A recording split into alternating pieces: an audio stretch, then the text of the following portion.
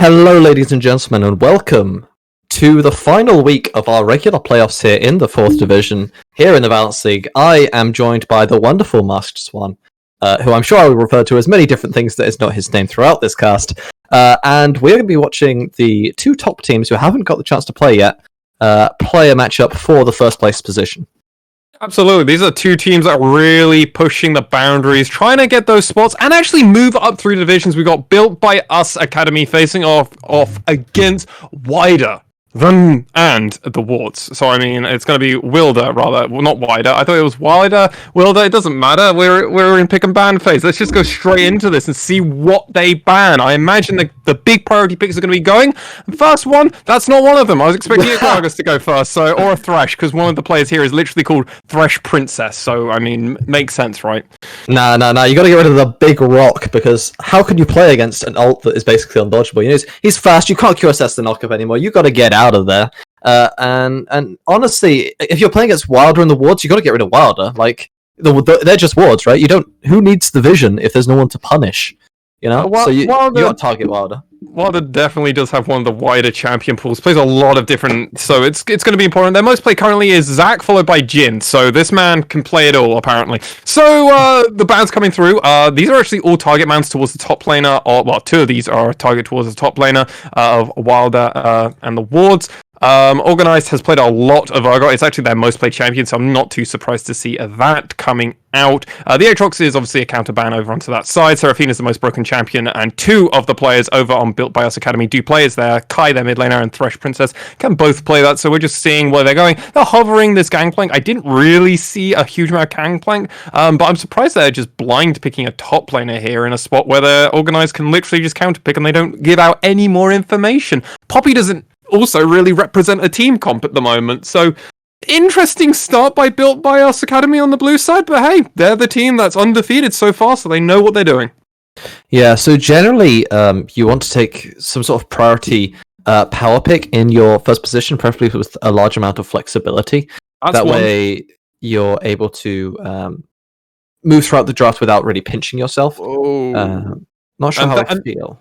And this is exactly, while they're in the Wards, they're immediately picking up and going, hey, we're going to take a power lane at the moment. It takes away the ability of playing things like a Felios, which is a high priority pick at the moment. Kai'Sa has already been banned out, so then it comes down to what's the next picks. Obviously, they can still do a fasting center, which is what potentially Built by Us Academy will be going for with this Poppy. Poppy can be played in synergy with it. I do prefer the Scion at the moment. We all saw that on LEC. It's really a good combination, but we're not doing that. We're actually going for the Vayne. Now, Vayne does have a combo with Poppy because you can move Poppy, you can tell them to go into a wall and then double up the stun, so that's definitely an option for the bot lane of Built by Us Academy, and they keep hovering this GP. It's kind of tilting me now, guys, and I know you're going to keep doing it even more now because it's tilting me.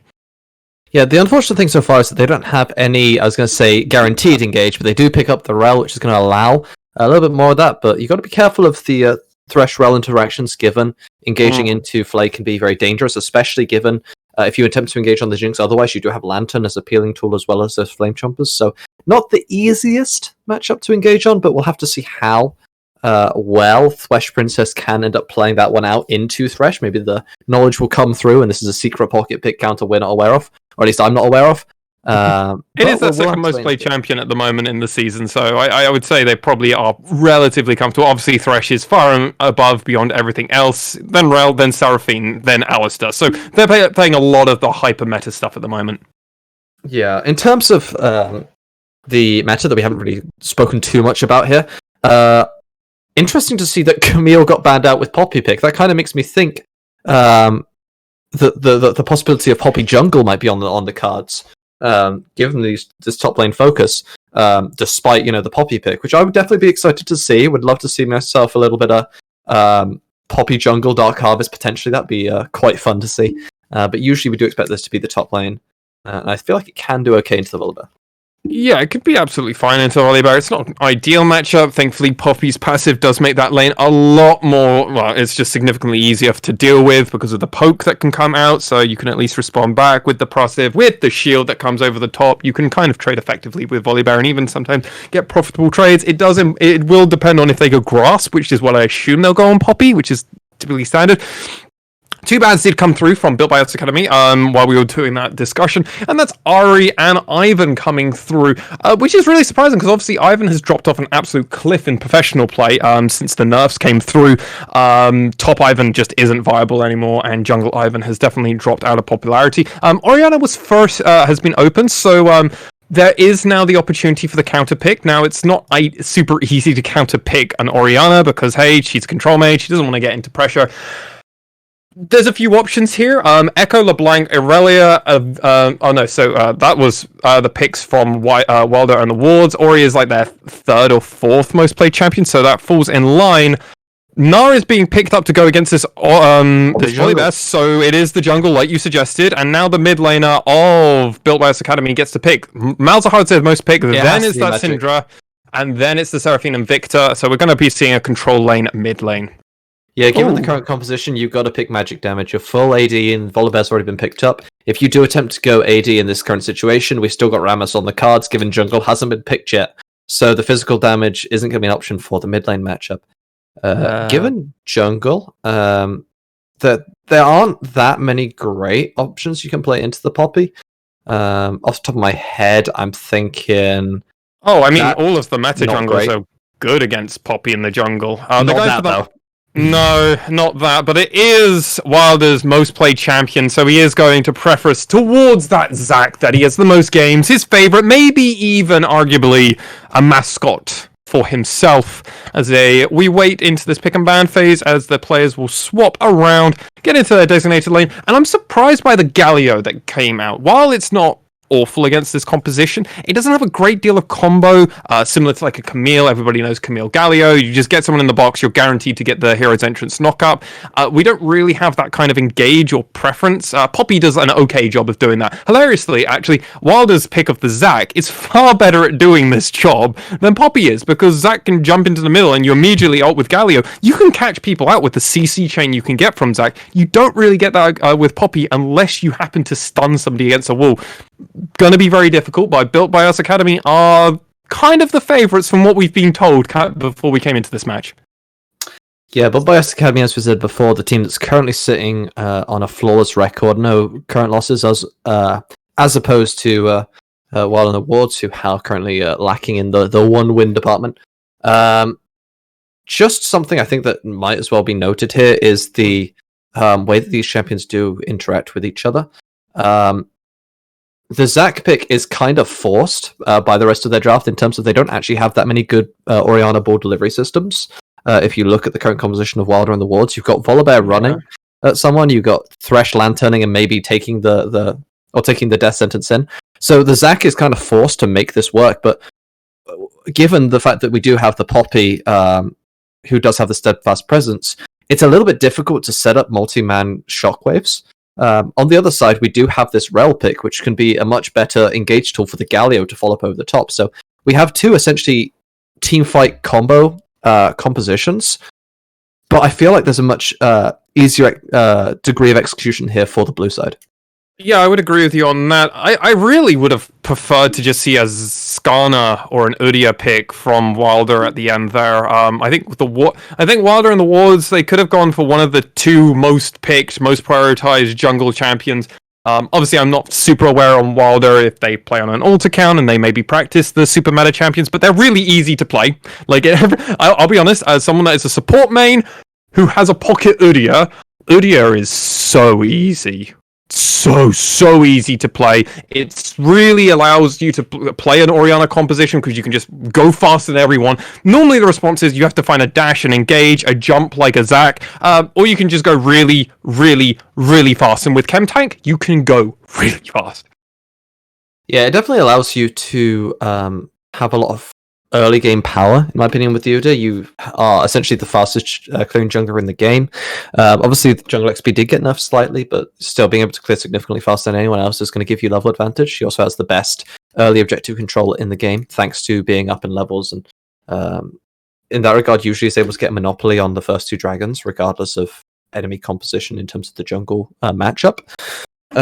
In that regard, it's very useful. I do think that in the later stages, he does sort of fall apart a little bit, given how one-dimensional his kit can be.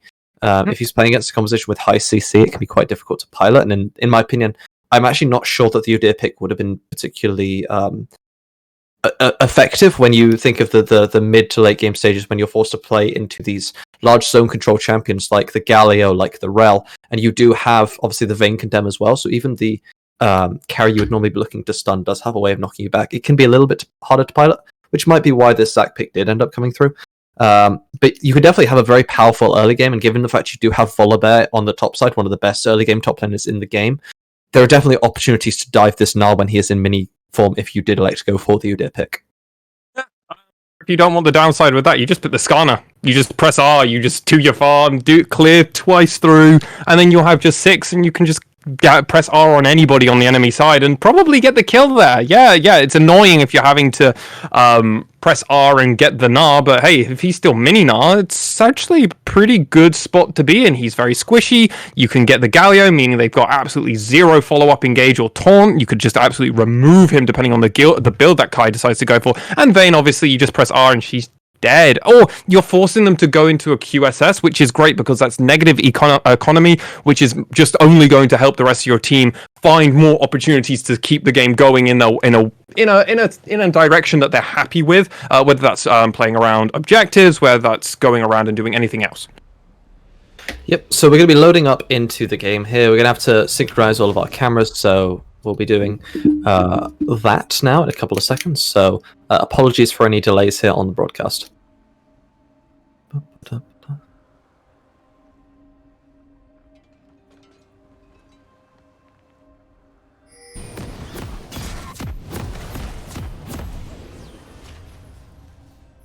I'm at 10. Yep. Second. I'm at 10.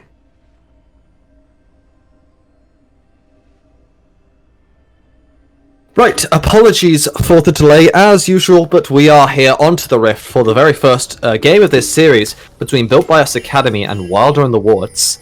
Look at these two sides. We've talked a little bit about the compositions, but we're going to talk you through all the players once we can confirm that there won't be any early game shenanigans here going on.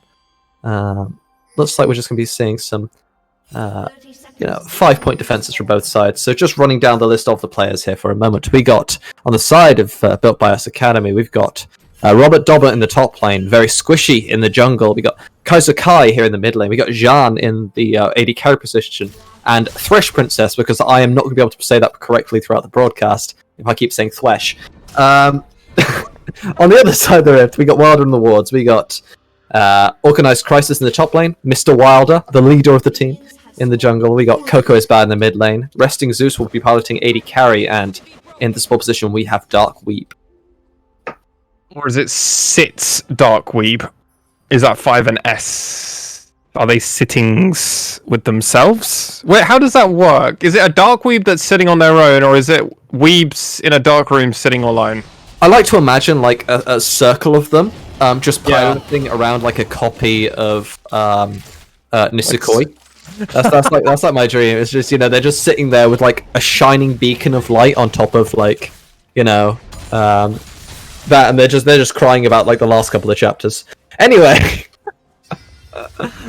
how do you see these early matchups going? It seems like Orianna's doing pretty well here to start off. Yeah, Orianna's already in a pretty favorable position. They've been potted up early, so they're getting the burn damage as well onto the Galio, and this is how this lane is meant to work. It's meant to favor Coco really early on, so we'll have to see how that goes. This top lane matchup was really interesting, actually. The first 20 seconds, for whatever reason, Robert Dobber wanted to stay with Very Squishy for some reason and really help pull that camp. Maybe Poppy just has a really awful first clear. I wouldn't be surprised if you asked me how Poppy's clear was, and I had to assume it. I would say, himself a flay, but the re-engage is going to come through here from Thresh Princess. Looks like there's going to be Ignite Drop, potential flash over onto by Jan, but he just walks into the Flame Chompers for no reason, and the kill isn't going to end up coming through here from the side of Built by Us Academy. Nice initial engage there by the Thresh Princess, but a little bit of a misplay there from her AD carry. Oh, hugely, and they're at an opportunity where even after a biscuit, if they get a bit too far up and Vayne is able, well, Jan on this Vayne, is able to do a flash knock into a wall, they could be dead in a moment's notice. They are getting pretty healthy up here now, and it might be better to get onto Zeus, as, hey, AD carries missing out on farm is always a good thing.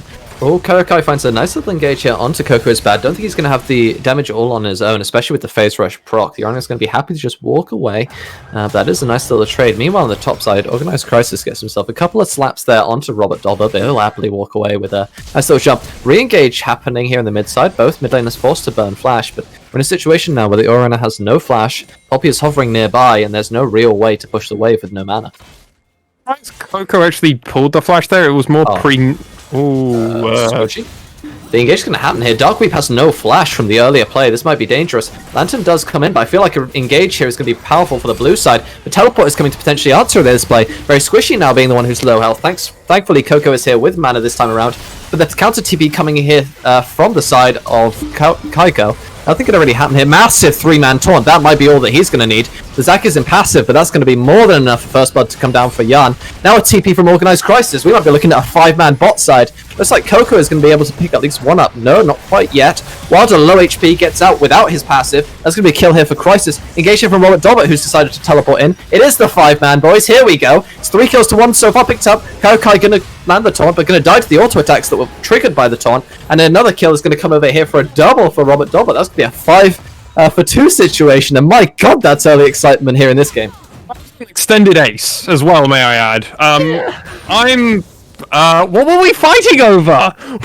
I mean, I mean, Thresh had no flash, I guess. Yeah. That whole situation was brought out due to the fact that Thresh was caught out. Thresh Princess was caught out. Weeb, rather, or Thresh themselves. That's awkward. Names of champion. Okay, Weeb was caught out. The Weeb was caught out. The Weeb was caught. The Weeb was caught, and as such, 5 members of the team had to come. Well, 4 members of the team had to come and support them, and I truly get that. What was great and really worth of note, though, is Robert was able to push up the wave in this top lane before coming down. Because Organized had already come to this mid lane, they were planning to walk all the way down. They didn't have that opportunity because Robert pushed this way in top lane so quickly in to actually able to, try and stay in some form of competitive place with the CS advantage, because at the moment, Organized has a lead at the moment. So he was able to stay in a comfortable place and then was able to TP down, meaning Organized could have popped over to probably closer to 6. As such, because they teleported down, they missed so much of the wave. Pretty favourable trade, all by Built by Us Academy in every sense of the word. I love how we had the 5-man Weeb police come in to try and catch out Dark Weeb. And then on the other side, we got the Weeb protection squad. Very much. Excellent. Anyway, looks like the Weeb police ended up winning that one out and picking up themselves 5 kills and nice little 2,000 gold paid here. The majority of that gold does end up going on to Robert Dobbert here and Jan. Looks like they're going to be trading here on the top side. I think Robert wins this because he's going to go Mega pretty soon, which means he's got more than enough health to smack about a Volibear. That's going to be a flash, but you've got a little jump in coming in. And that's going to be a nice little AoE damage coming in to catch out Organized Crisis in what I can only describe as a massive overextension. Huge overextension. The fact that they used the flash, knowing maybe that Robert didn't have that, but Robert's now pinged over the 6 because of that Mega Gnar as well now. So they got another kill. They've got 3 kills now on the board. They've got 5 out of the 6 kill participation. This is flawless if you're looking at the side of Built by Us Academy. This is exactly what they wanted. They're like, yeah, okay, we lost a few kills in that crazy exchange that happened, but now we have complete map control. We know our Poppy, who was going to struggle in this early game, is actually in a great spot now, and more gold's getting funneled into our AD carry and our top laner. Yeah, winner, chicken dinner. Absolutely. Who would be unhappy if you are on this blue side in the early game? Looks like Built by Us Academy going to have themselves a nice little 3,000 gold lead. Not picked up any neutral objectives just yet, but looks like very squishy just be happy to give himself a little bit of a CS lead there in the jungle. Oh, that feels bad if you're the Galio. You got to watch that cannon die in front of you because you're a melee champion. That's unfortunate. But currently up in CS at the moment, so they're like, okay, I guess it's okay though. Yep, I guess it's fine. I have 3 assists. You have 1 and a kill, which I guess makes the gold fairly even here in the mid lane. Only about 300 gold difference. The Shockwave Sombrero actually ends up landing. Looks like Kai is going to be fine because Mr. Wilder doesn't understand how to land a Q on Zac. That's not exactly what you see. The Stretching Strike does end up going wide, and that means that gank is absolutely guaranteed to fail. Yikes. Probably could have been a pretty cookie cutter kill onto Kai there. He doesn't have the flash at that point in time. The only way around it, and because of it being Oriana and Zac, there should be a pretty straightforward way of disabling the CC. Obviously, Orianna doesn't have that way of preventing the CC to prevent the ultimate from Galio getting away, but however, Zac has 2 ways in his kit. No, with his ultimate, 3 different ways. Wow. No. That's asserting dominance. Slap the weeb is what it's called. Slap the weeb. God, it sounds like my school. Anyway, we got ourselves a little bit of a dragon start here with the side of Built by Us Academy. Looks like there's going to be no contest, and instead we're going to see the neutral objective trading. I usually prefer seeing first Herald go down if I'm going to be doing a Herald for Dragon trade, just because of the free goals you are going to be able to generate, provided you drop it before the plates.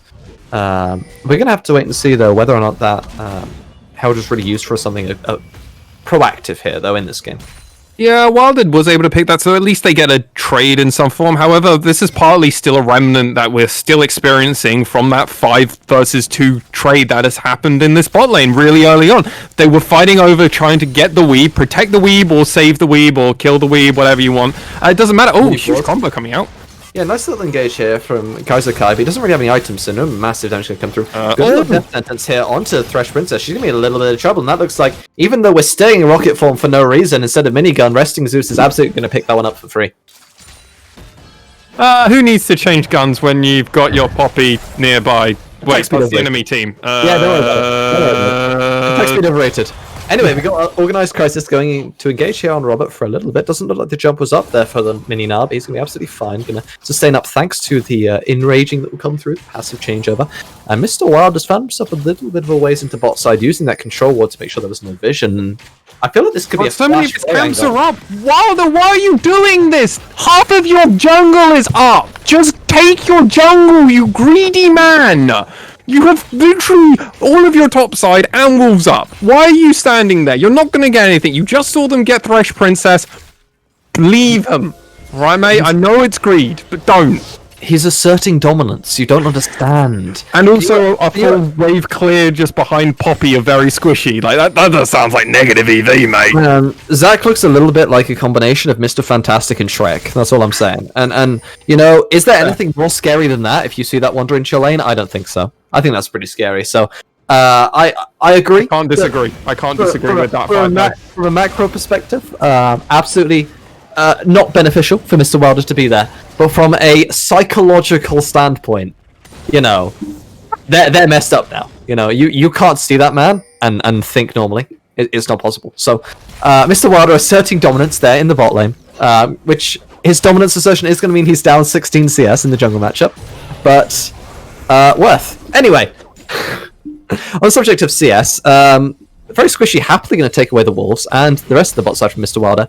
Give himself a nice little XP lead here, about 1.5 levels here between the two junglers. Yeah, not in a bad spot so far. They're just going to be waiting on to see. Obviously, this dragon's going to be coming up not too far away now, really. It's about 3 minutes away. So when we find out what's actually going to be happening and where the side of these two teams want to actually play around, because this could be big. There's a TP here on the bot side. Excellent flame, Mr. Weeb, putting in the money. That was beautiful.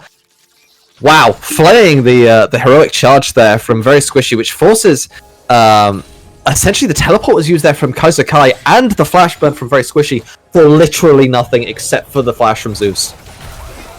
Yeah, so this is why at least people normally like fighting around an objective, because then it doesn't feel bad when you teleport for a gank. It always feels a bit more awkward, where if you teleport for an objective, the objective's still there, and if you miss the objective, at least you can normally try and force a fight afterwards. Because there wasn't a dragon there to fight around, it just kind of put them in an awkward spot, and now Kai's teleport isn't going to really be synchronizing with anything that's going to be up in the lane. They do still have the hero's entrance, so they can at least attempt to try and do something with that later. Yeah, so this creates also an interesting situation where Coco is bad can intentionally use all of their mana to shove and shove and shove Kaiser Kai into the turret. We'll talk about that in a little bit because we got an engage here in the mid lane. Beautiful little rail engage with the Magnet Storm, but the double man Shockwave is going to be pretty nice as well as the Let's Bounce over the top. Double TP is being dropped from both of the top laners. Not sure how that's going to impact this one. Excellent Gnar, doesn't quite catch anyone though. It was a 2-man, but they messed up with the Wall Slam. Looks like the kill is going to come here. Thanks to Robert Dobbert jumping on. Oh my god, the boulder toss is going to slam Coco is bad. And that's going to give him 2 more kills even though the Mega Gnar went wide. They want to... Oh, re-engage from Mr. Wilder. Looks like he's trying to pick up Kaiser Kai, but that's a little bit of stopwatch action in the mid lane, and Kaiser Kai is going to take the tower for no reason and die. My eyes, get me out. I wanted to give you the biggest compliment as the first thing I said, but now I have to slap you on the wrist and say, good job, buddy. Next time you'll do it even better. The whole reason that play went so poorly for Wards, Wilder and the Wards there, is because this whole time, Kai, when the teleportation was coming in, when Organized Crisis was about to drop in and Mr. Wilder was in the middle of it, Coco was still actually in range for this, Kai had been channeling the longest taunt that had ever known of the existence of Galio taunts. Meaning that the moment they came in, they were all taunted, they couldn't do anything, which then they comboed with Robert, who came in, ultimated with the Gnar. Then what did they do with that? They then comboed that with Kai's ultimate. It was CS, it was just combo wombo nation. Everything went perfect for the side of Built by Us Academy. Until Kai wanted to tank the turret, that was a bit of an oopsie. At least Mr. Wilder was able to trade something for his sacrifice. Yeah, he was trying to... He asserted dominance over the fight, and then he tried to assert dominance over the turret, and that was a little bit less effective. Well, it got to get something out of it, so hey. Yeah. I mean, Wilder can be happy. He got himself another ward. It's the secret ward. No one knows about it. Look at all the kills. And for the side of Wilder and the Wards, we got 2 onto Kai Sakai so far. So what I'm going to say is paid by Wilder. Paid by Wilder, definitely. Paid by Wilder. It has to be.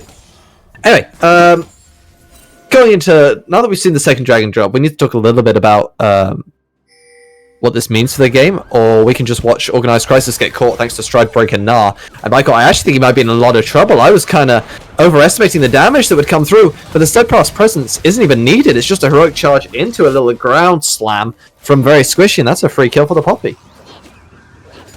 Just well played, honestly, by the Poppy. That wasn't anything else really to take away from that. Organized Crisis, you're in a spot where you couldn't do anything, and then we're at a point where Very Squishy is able to be more powerful than a top laner because Jungle Poppy got geek-fed in the first 5 minutes of this game, so hey, it works out. Okay, re-engage here on the bot side. Oh my god, Weebus is in so much trouble. Excellent death sentence afterwards, but I don't think much is going to come of it. The Jinx Droppers are there, but we got Rocket smacking in melee range again, so no damage is going to come through for Zeus here. This is giving me PTSD, by the way, as an AD carry. Please stop doing this. Anyway, sorry. It's okay. It's okay. I'm not allowed to be toxic here. This isn't the right broadcast. Anyway, moving away from my toxic tendencies, I just want to talk a little bit about how the game state is right now. Because can we just talk about the top difference right now with this Herald being dropped here on the top? So there's going to be some free gold here for Robert Dobber. Why are you still here, Mr. Volleybear? This isn't going to end well for you. And absolutely, Organized Crisis goes down horribly thanks to a Gnar into the wall. The Strikebreaker comes onto Mr. Wilder, and all I can call this is a massive overextension for no reason. Excellent shockwave comes through from Coco is bad, but a double kill happens in the bot side in isolation. It looks like it's a whole team gap across the map. Yep, and now the side all built by Us Academy are looking at the wards of the side of Wilder's wards, because they're all his wards. We all know this. Wilder is the ward. They're all wards. I thought he was the controller of all the wards, and his last ward just died. Wait, everyone else is a yellow ward? He's a pink. He's a control ward. He is the superior ward. He's the control ward. Yeah, he controls them all. It makes complete sense. Everyone must see him, that's why, yeah. Yeah. We figured it out, but yeah, I absolutely agree with you. Top difference has been pretty huge here, and part of this was actually, it's all a symptom of what happened in those first 5 minutes. Wilder and the Wards can actually look at this game and go, how could we have played this bot fight at 4 minutes in? How could we have played this better, or how can maybe we not get into this kind of spot again? And they'll learn that the rest of this game is all just a symptom of what happened there. There was like a 2k advantage at 4 minutes in. What can you do about that? We all know those solo queue games where you just see it happen and go, yeah, let's just go next, because you can't do much about it sometimes. Unless you're TSM, and then apparently you can find a way back when your jungler feeds. So, whatever. But that's because NA is a repulsable region. Anyway. Minor region, you mean? Yeah, true. I'd say that top death, in my opinion, is really inexcusable. Because you see the Herald placed, you see 2 people there, and you still get caught. Anyway, Coco is bad, gonna have the exact same thing happen to him, and he's just dead. There's nothing to commentate there. He literally saw the Galio start moving towards him. He saw 2 people in his lane, and proceeded to get caught anyway and die. Yep, and now we're at over a 8k gold lead at 17 minutes in. So, to call a spade is normally a fair thing to do. But in this league, there is always an opportunity that one of these teams could do something rather stupid and find a way back in. Built by Us Academy have a flawless victory so far. They probably don't want to tarnish that, so they're probably going to keep tryharding and find an opportunity here as it's, top diff. Yeah, the amount of damage that Robert Dobbert does is... With auto attacks! Yeah, I mean, the W is % max health damage, if I remember correctly, with movement speed. So trying to run away from a Gnar is pretty impossible, especially when he has almost a 3,000 gold lead in his individual matchup. Because if we just toggle the gold graphs here for a second, Coco is bad. It's going very aggressively here on Kaiser Kai. I don't necessarily think that's that great. Max here. Oh, shockwave miss. Shockwave is the miss, but I don't think it matters because Kaiser Kai has no cooldowns. Flash comes through from the Galio. But here comes very squishy. This could be a very dangerous situation here for the blue side. But actually, it's going to be the other way around. Now, Dark Weaver's in trouble. It's going to be that double wallstone we mentioned earlier in the champ select. And Jan's going to pick up a free one. I feel so smart now that it came out, and that's what I was talking about, what you can do. This is why you also play Talia in this kind of comp. Oh my god, very squishy. If you could have thrown this Poppy top, you could have done something beautiful. Looks like we're going to be in a situation now with the third dragon going down. Mr. Wilder, why are you still here, friend? You're just going to be chain CC'd from start to finish. It's going to not matter if you have that passive. Never mind, looks like not enough damage to come through when you do have essentially your 3 tankiest members trying to kill a tank. It's not going to be quite enough. It definitely was on the close side. Mr. Wilder, we have to sneak away with that one, but it's still down 2 levels and now has no flash.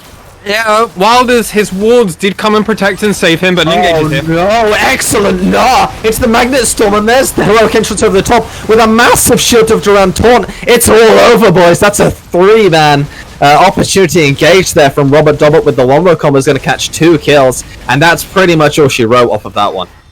Was able to escape with their life, but they had to run all the way back to the base, and as such, Built by Us Academy showing why they have this perfect record. They are well and truly having dominant fashion. Mr. Wilder, that is not the engage you're looking for. We're going to be performing the controversial one at a time strat. I perform in solo queue. Shockwave lands onto 3, but there's no damage. Kohu is bad, not actually having any items really, only the Liandra is online right now, so that's going to be a 20-minute inhib. We have had words about 20-minute inhibs before and about how inefficient it can be. But when you have an 11,000 gold lead, I feel like it doesn't matter. I was about to agree with you, and then I looked exactly at the scoreboard and was like, well, this is one way, and then the gold lead, like you put, 11k. Yeah, it doesn't matter at this point. They can force this Baron, and I'll be honest, Wilder and the wards can't fight this. They are actually suicidal to fight this. There's a 2 level difference in just the junglers, so Smite alone is going to be huge. I mean, we didn't even mention that. Very Squishy was so confident. He went for Dark Harvest on the runes. Like, my mind is blown a bit, but it's like he knew this was going to happen. Yeah, as I said, there's only 2 major runes people run on Dark Harvest, on Jungle Poppy, sorry. It's either the Dark Harvest or the Hail of Blades, actually. You're trying to blow people up with this Poppy build, so it's not actually that uncommon out of Jungle Poppy, but it is the more aggressive of the 2, because Hail of Blades is more consistent, shall we say?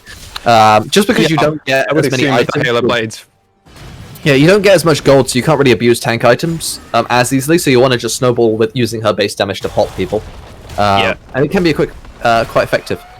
I will also with Divine Sunder as well. This is awkward. Yeah, this is just a solo kill unless Organized Crisis can ult away or flash away or both. Mini not get the kill, not Mega! That's Piper! He's running! Why is Directed Cam moving me away? Anyway, looks like Mr. Wilder is now in trouble. The Let's Bounce is going to come through. But we got a nice little shielded around taunt and more than enough damage coming through, so very squishy. Will pick himself up another kill, giving himself a nice little set of Dark Harvest stacks. I wonder how many he's sitting on right now.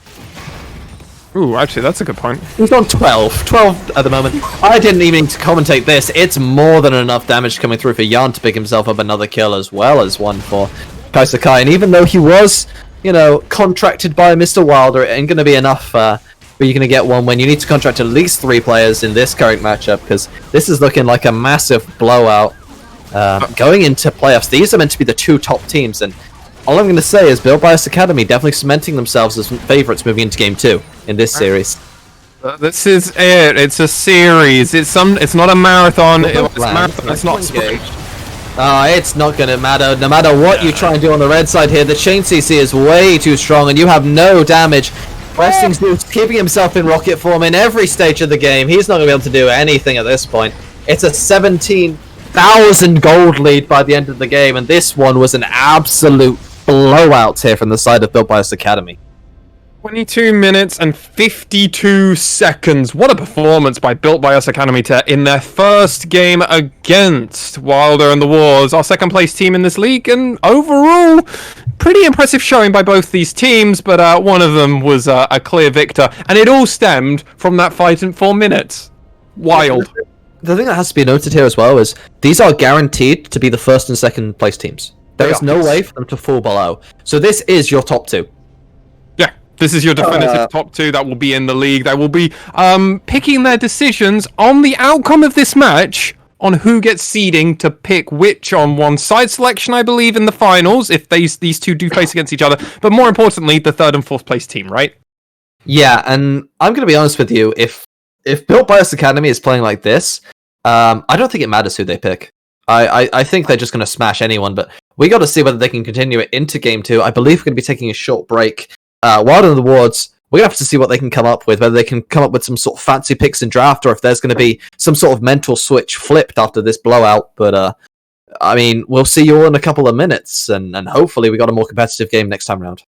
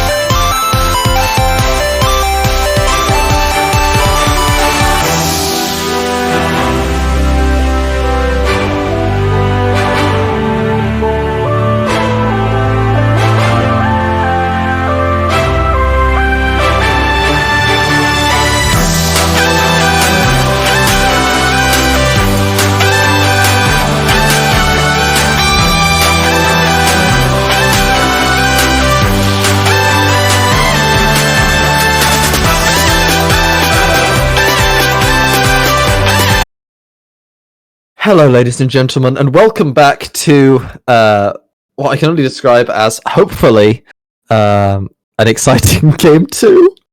We've got the second match here in the final week of Balance League 4th Division, and we have exciting news.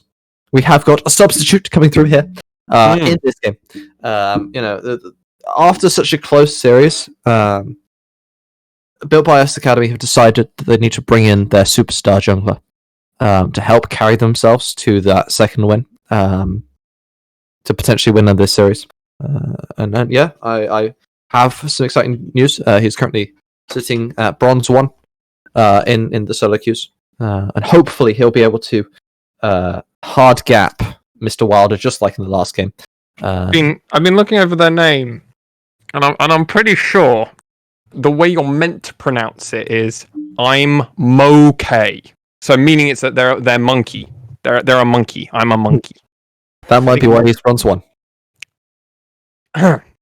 Anyway, moving on. Wow. Let's move away from that, as I've already got to play someone who I haven't even seen play yet.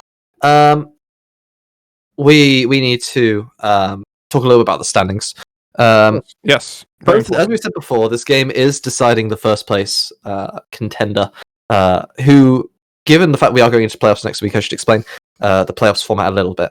Playoffs is going to be a best of 5 between the 4 semi-final teams, the winner of which will obviously go on to play in the finals, and the winner of the top 2 teams that do make it to finals will both be promoted into the Division 3 for next season.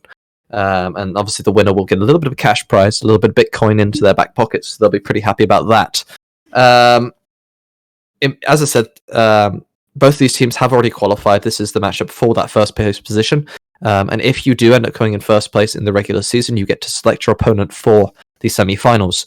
Now, at the moment, Built by Us Academy are sitting 1-0 in the series. If they win this one, they will have the choice between the teams of Blaze Academy and Venom 5, as these two teams have, I believe, by my calculations, already locked the 3rd and 4th place positions. Venom 5 in 3rd and Blaze Academy in 4th place. Thanks to the way that the head-to-head and the aggregate, I suppose, systems do work. So whoever wins this one will be able to choose between Blaze Academy and Venom 5 next week for their playoffs matchup.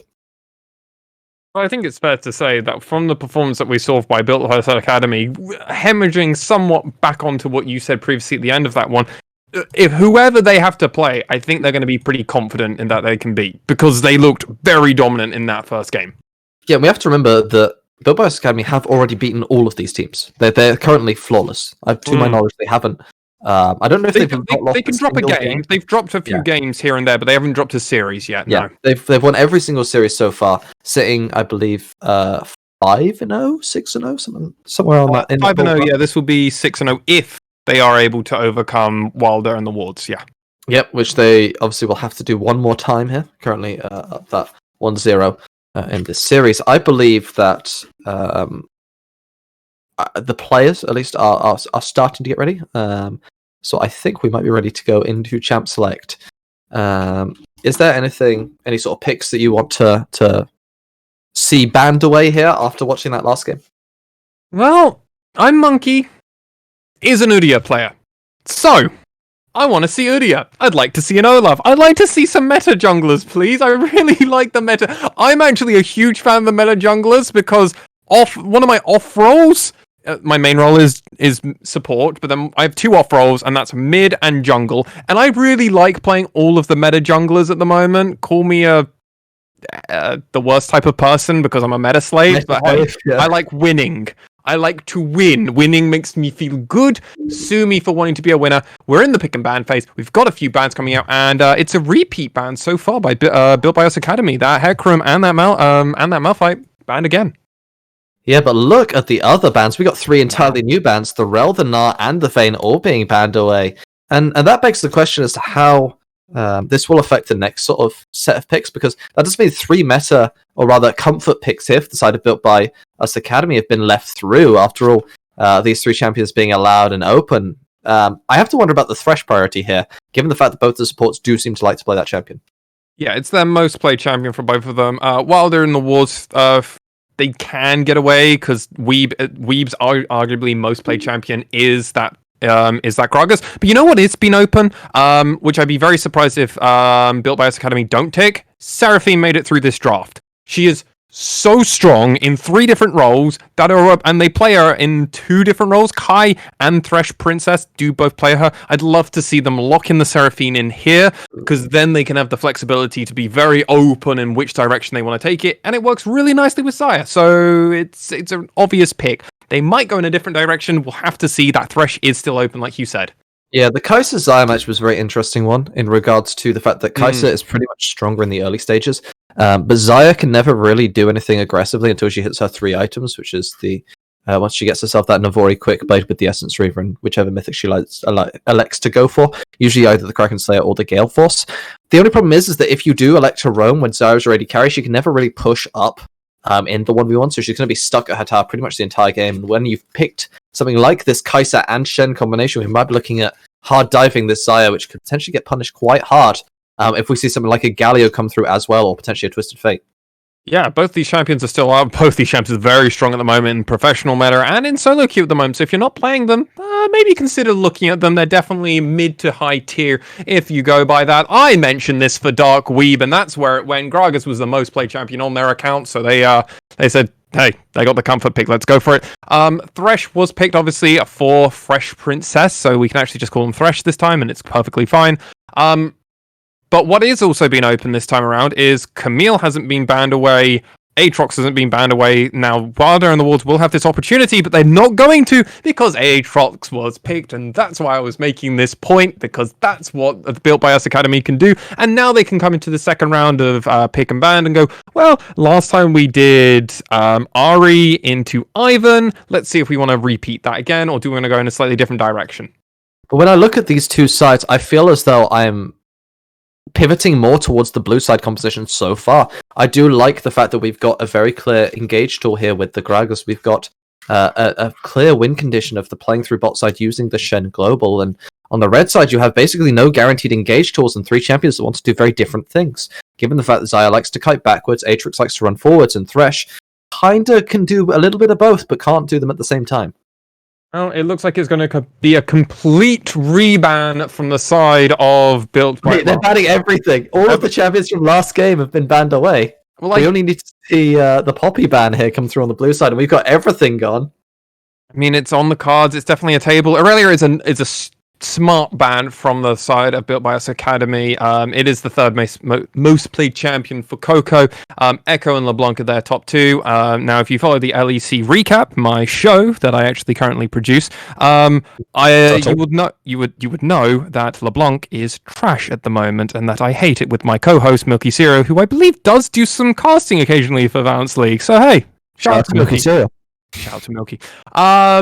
But the Seraphine is banned away, and maybe they're listening to the stream realizing that, yeah, they could still pick that up and it would still work for their composition. So, hey, they can just pick a tank jungler, Poppy. I mean, they showed us, at least. I don't think it's good, but they played it. And then they can play the Seraphine and probably make mid lane's life an absolute hell. Also, that Encore ult, really good against what currently we are seeing from Wilder and the Wolves.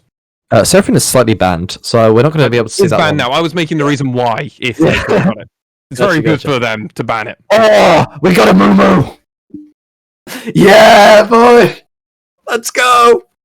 Dude, I love a Moo pick. It's so much fun. Like, I love a Moo. He's not very good as a champion. Like, he's not best pre-level 6. But when you land like a 5-man Curse of the Sad Mummy, with all of the massive amounts of follow-up that the red side doesn't have, it feels so good, you know? Like, when you see that massive ult and then you see like a shockwave over the top. Oriana's open, maybe we'll see it. It's just so good. It's just it just makes me happy, even if it's not a great champion. Xin Zhao pick, could that potentially be a Gragas support pickup for Dark Weeb? Mr. Wilder actually plays a decent amount of Xin Zhao, so I think that's going straight to the jungle. I think it is going to be this Gragas support that you were mentioning earlier. It could also be a flex between Shen support, Gragas top. That's an option if they want to go for it. I do think Gragas actually has a much better matchup versus Aatrox. So if they want to go in that direction, I don't think it's awful.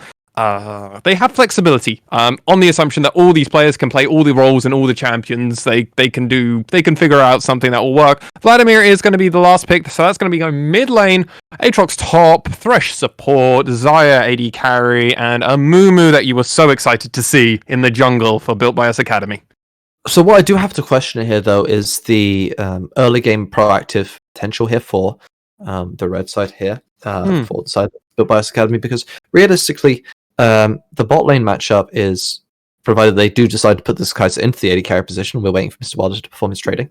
I realistically think that this spot lane matchup is blue side favored, given the fact that you do have, I think, a stronger early game AD carry, and if Gragas ever lands a body slam onto the Xayah, it's very difficult to do much against that, especially if Hook is ever wasted by Thresh Princess.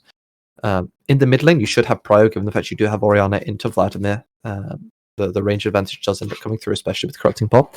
You can perform some early shoving on the first couple of waves, then reset, get yourself a tier and teleport back to lane, and then you pretty much have infinite sustain for the rest of the lane matchup.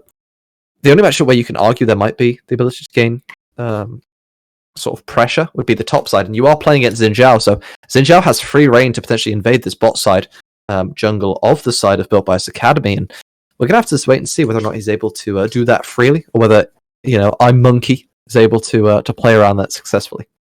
I think a lot of this is going to depend on the two junglers. Mr. Wilder needs to get a pressure and needs to be early around the map. They do have a lot of advantages in lane, but a lot of this does come down to the fact of you have to get ahead. You need the Xin Zhao to get ahead, because Amumu will just outscale Xin Zhao. It's just cut and dry how it works in the comp, in the teams. Mumu will be more useful in team fights. Xin Zhao needs to get early ahead. Xin Zhao should, or Mr. Wilder should, be invading Monkey a lot, because if they don't, if IM's allowed to scale up in this game, if they're allowed to just farm all their camps, get 6, and be pretty left alone, it's not going to be a problem here.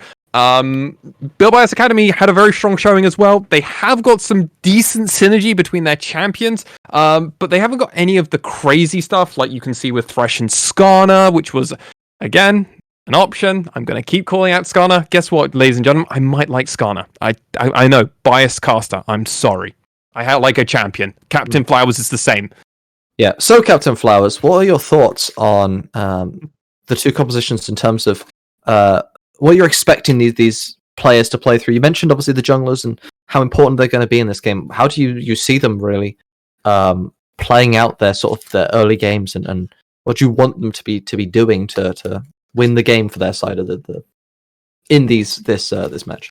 I mean, part of this is going to come down to just lane control and priority at the moment. I would really not hate the idea of if Mr. Wilder is playing aggressively and plays around this and actually predicts where Amumu is going to be pathing.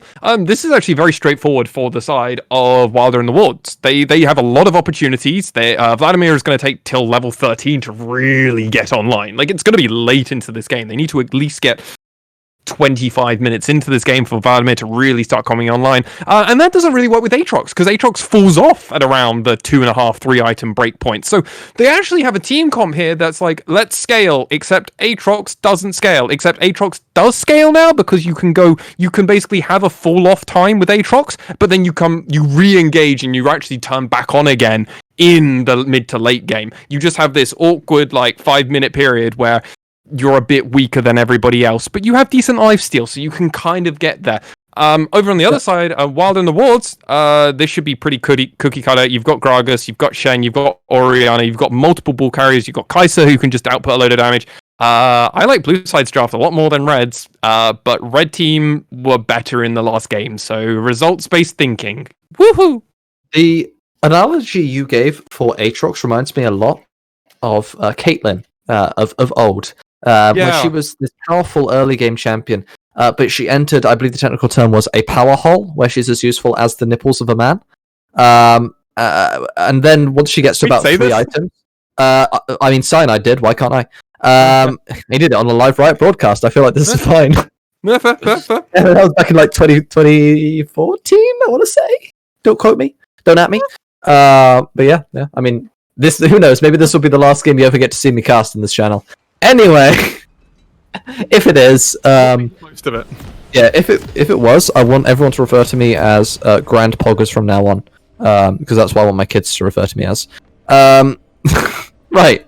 I don't know what's wrong with me today, but anyway, what is right? Not a lot of sleep, mate. That's you're a little bit delirious at the moment, but hey, we can use that. We can use that as hype and momentum. Wilder and the Wards definitely would like some of that delirium because they want to pretend that last game didn't happen to them and that this is the first game of the series and they can start fresh. Remember, ladies and gentlemen, one game here for Built by Us Academy, and that's the series over. That's it. That's all she wrote. Wilder and the Wards need to win this one, and they've got arguably a preferable draft, so it's good, and they're going for level 1. We need to make sure we sync up our timers. Well, so we need to do that at some point. I'm on 10 seconds and I'm ready.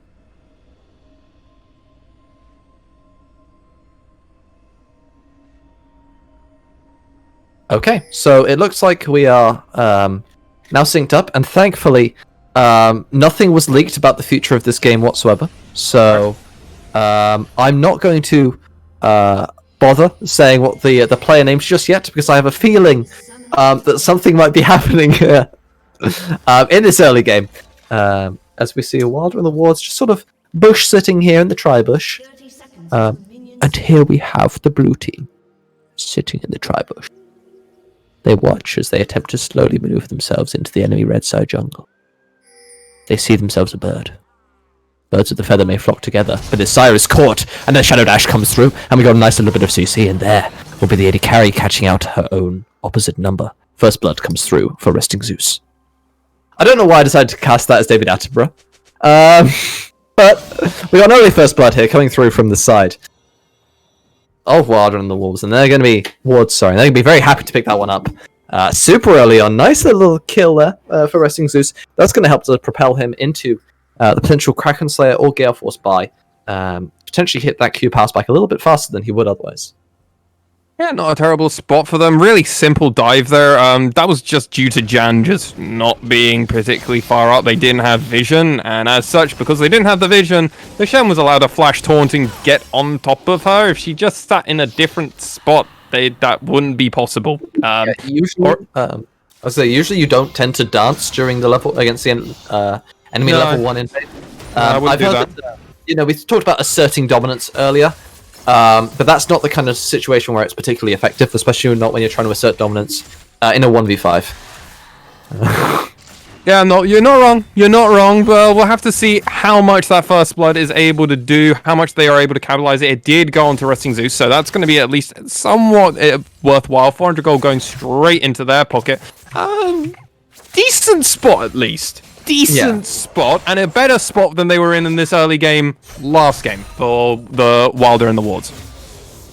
They're definitely much stronger than before. We got ourselves a caught-out jungler. It's a 4v3 situation. Thresh Princess lands an excellent hook, but the body Simon's going to act as a disengage from Dark Weep. But the kill is going to come through here. Going to get a kill nicely onto Kaiser Kai, one of the main carries here, but doesn't lose quite a bit of CS in the mid lane. But having said that, Coco is bad, didn't get to shove it in properly.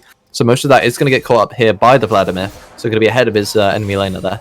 But Vladimir also has the double buff, so that's just really going to be awkward. We saw this... No. Yeah, we saw that they basically went for a very early blue on the steal, and then they rotate around to get their own red. They haven't taken any of the camps. They're really behind where they should be right now. And currently, this is going to keep favoring, actually, Built by Us Academy, because they can pull ahead. Yeah, it's really nice here to pick up that kill onto your Vladimir. As I said before, Orianna should win the early lane, but now with those double buffs going over, Vlad is going to be able to safely sustain through any of the poke that Coco is bad can really provide, and now he's going to have the advantage of being a manaless champion versus one with mana, and the mana champion can't poke you out in lane, so Coco isn't going to be able to shove out and get that early tier realistically now, so that's going to set the matchup heavily behind by a couple of minutes here before this Orianna can really start doing it. Especially with yeah, the added cooldown bonus is helpful, the Dark Seal stacks, like, it works in multiple ways for Kai in this matchup, and hey, can't complain, they made the call, didn't even teleport down, just walked down slowly, asserted the dominance, and those pokes are really a dominant assertion. Robert Dobbert might be in trouble, but the Shadow Dash doesn't going wide. I'm not sure if Mr. Wilder will have the damage, especially not with a flash being forced from Robert Dobbert. Getting that cooldown is somewhat effective, but definitely not the kill gank you were looking for. Robert's playing without any vision, so not the wisest thing to do. They also have 2 wards currently just sitting in their trinket, not trying to throw one out at this point. So if they died, it was completely their own fault. Yeah, I wasn't gonna say anything because I mean, support main here, so I'm gonna call it out. Yeah, that's fair. I was gonna say the words "it comes with the territory," but that's not really acceptable, is it? To die? What? That was a weird animation. Very weird one. It's like cancelled halfway through. Cancelled halfway through. It looked like he smacked it with his rear end and managed to catch himself a cannon, which is a skill I wish I could do with my solo queue because I miss every cannon. It's actually the most depressing thing. I just wish you could sit on the cannon just to make sure it well and truly died. Dude, there's nothing more depressing than when you think you get a last hit on the cannon and then you cancel the auto. Anyway, I'm okay going to be looking for the bandage toss, but Amumu Pre-6 is a good champion. So Organized Crisis just going to walk away from that one, and that was an effective gank. Oh, teleport. This could be really aggressive. It's actually going to be a teleport from Kaiser Kai. The counter TP is coming through from both of the top and mid on the other side. Excellent Shadow Dash taunt lands onto Yan. He's going to be a little bit of trouble. The slaps are coming through, but the heal's going to be more than enough thanks to the fly. That's going to be both summoners used by the AD carry. Kaiser Kai now the one in trouble. He's going to be forced to flash. Out of fear of Dark Weave potentially landing a body slam, and that's going to be a lot of committal used, but it is going to be the dragon picked up. But that is all they're going to get.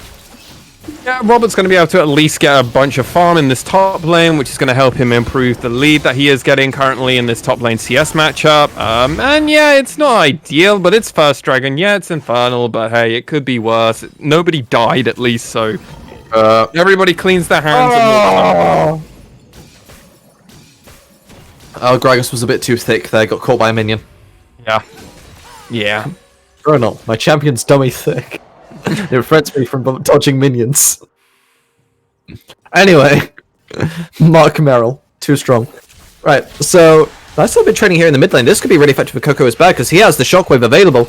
Does sombrero it. That's going to be a little bit of damage coming through from Mr. Wilder. There's no flash here on Kazakai. Excellent little bit of damage coming through. Mr. Wilder's going to pick himself up a kill on this early game Xin Zhao. That is huge. Wards in trinket spot. Wards not in bushes. Kai was really pushed up. That's awkward. That's just a second time that's happened, and this time it actually got a kill for the side of Wilder and the wards. And at the moment, Build by Us Academy don't look anywhere near as dominant when they're not fed an ace in the first 4 minutes. So, that was a little bit of everything going wrong. There's level 6 advantage on the side of Coco is bad. There's no vision on the side of Kaiser Kai, and there's a flash advantage as well for the Orianna. So, realistically, in what way was Kaiser Kai ahead for that play? Oh, Robert Dobbert, you are in trouble, my friend. He's going to take a lot of damage from Xin Zhao. Is he going to be able to survive with the World Ender lifesteal? Not quite. Looks like the flash is going to come through from Organized Crisis, and that's going to be a free kill on the Shen on the top side. And we're looking at a 1,000 gold lead here for the side of Wilder and the wards, and looks like they've managed to all upgrade to control wards this game. Mr. Wilder's pathing was pretty good there. He came through the tri-bush in the top side, so less time for the side of Robert to really do anything there. He was also in an awkward spot because Organized at any point was able to taunt him to prevent him from really getting out of anything.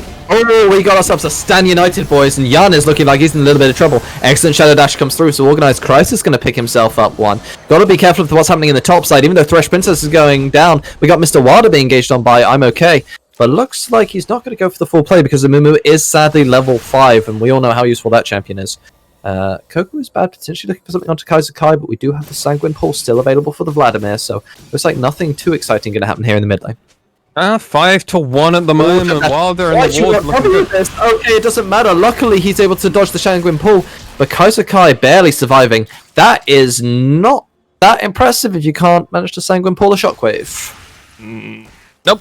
And that's something you should definitely be able to do as a Vladimir when you pick it and you know you're going against. I believe he knew he was going against an Orianna, right? From the pick and ban phase. So, not the finest of moves. But hey, I want to actually give credit to Organized Crisis and Dark Weeb there. That was a really, really strong combo. They knew they were able to have the level advantage. They knew the fact that Thresh Princess and Jan weren't going to be taking over to 6 anytime soon. So the box wasn't going to be able to come out. That the Spy wasn't going to be able to come out. And that this might have been one of the only opportunities for them to really get it. Organized Crisis comes down, gets them 2 kills in the spot lane, and really excels the momentum of this game for the side of Wilder and the Wards. I hope everyone put their predictions in because your payout is going to be thick for them.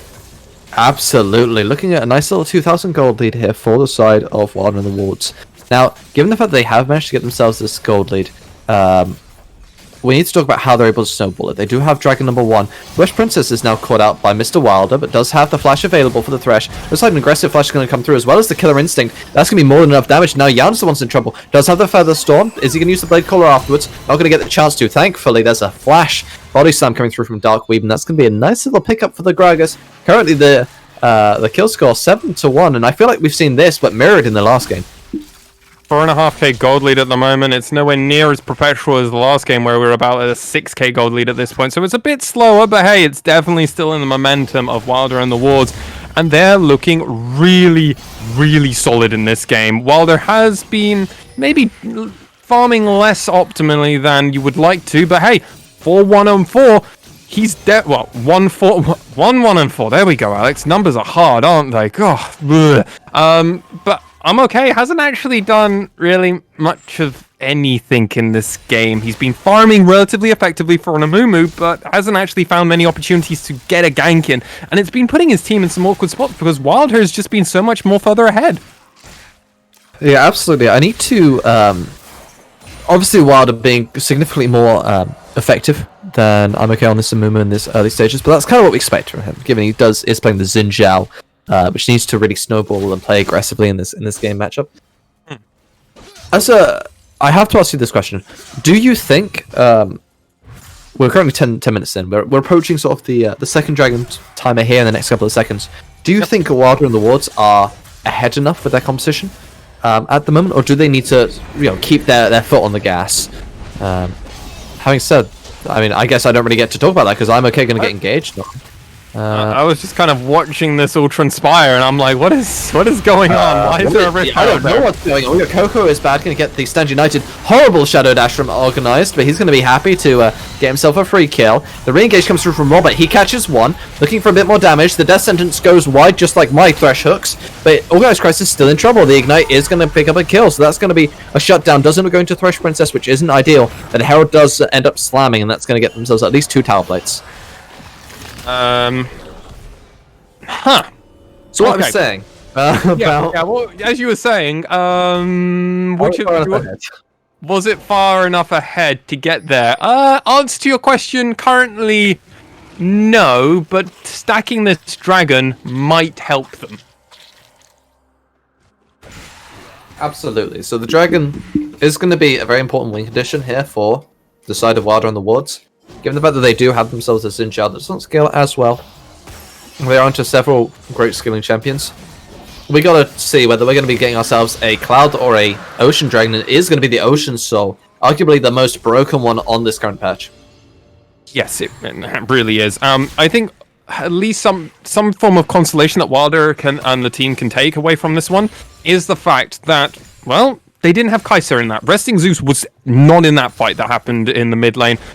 Yes, Jan wasn't also there, but these two AD carries and the amount of gold that each of these AD carries have is significantly different. 5.3k for Resting Zeus, 3.3k for Jan. That's a 2k difference between these two AD carries, and you can tell that just from the kills, assists, and also their CS. One of these is doing better than the other.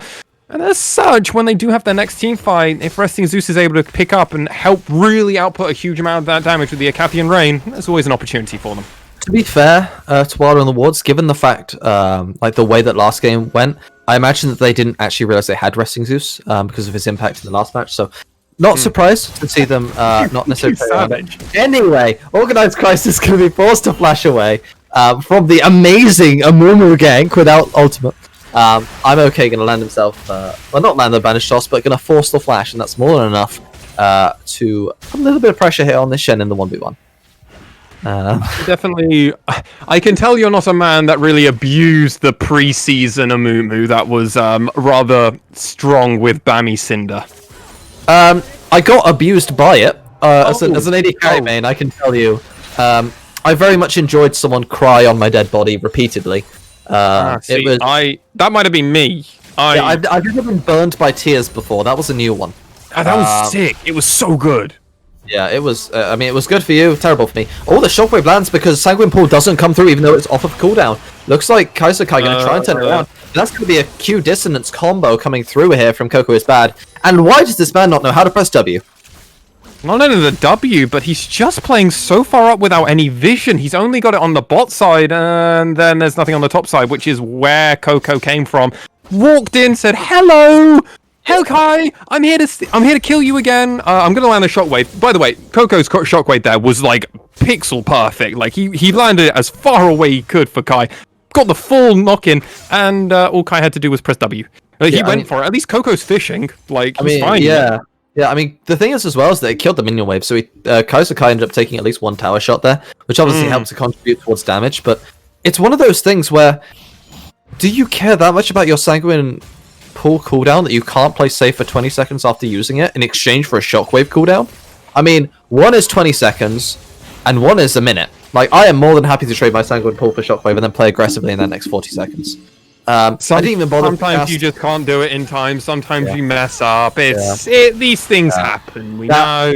That is too straight, though. We gotta be mindful now that we've seen that same mistake happen twice now, and if we see it a third time, then you got to question whether that's a reaction time issue. Oh yeah, and you can't do that. Oh, the cask is horrible there from Weeb, though. He's on the tower. I think we got an inter on our hands, and Dark Weeb is gonna go down.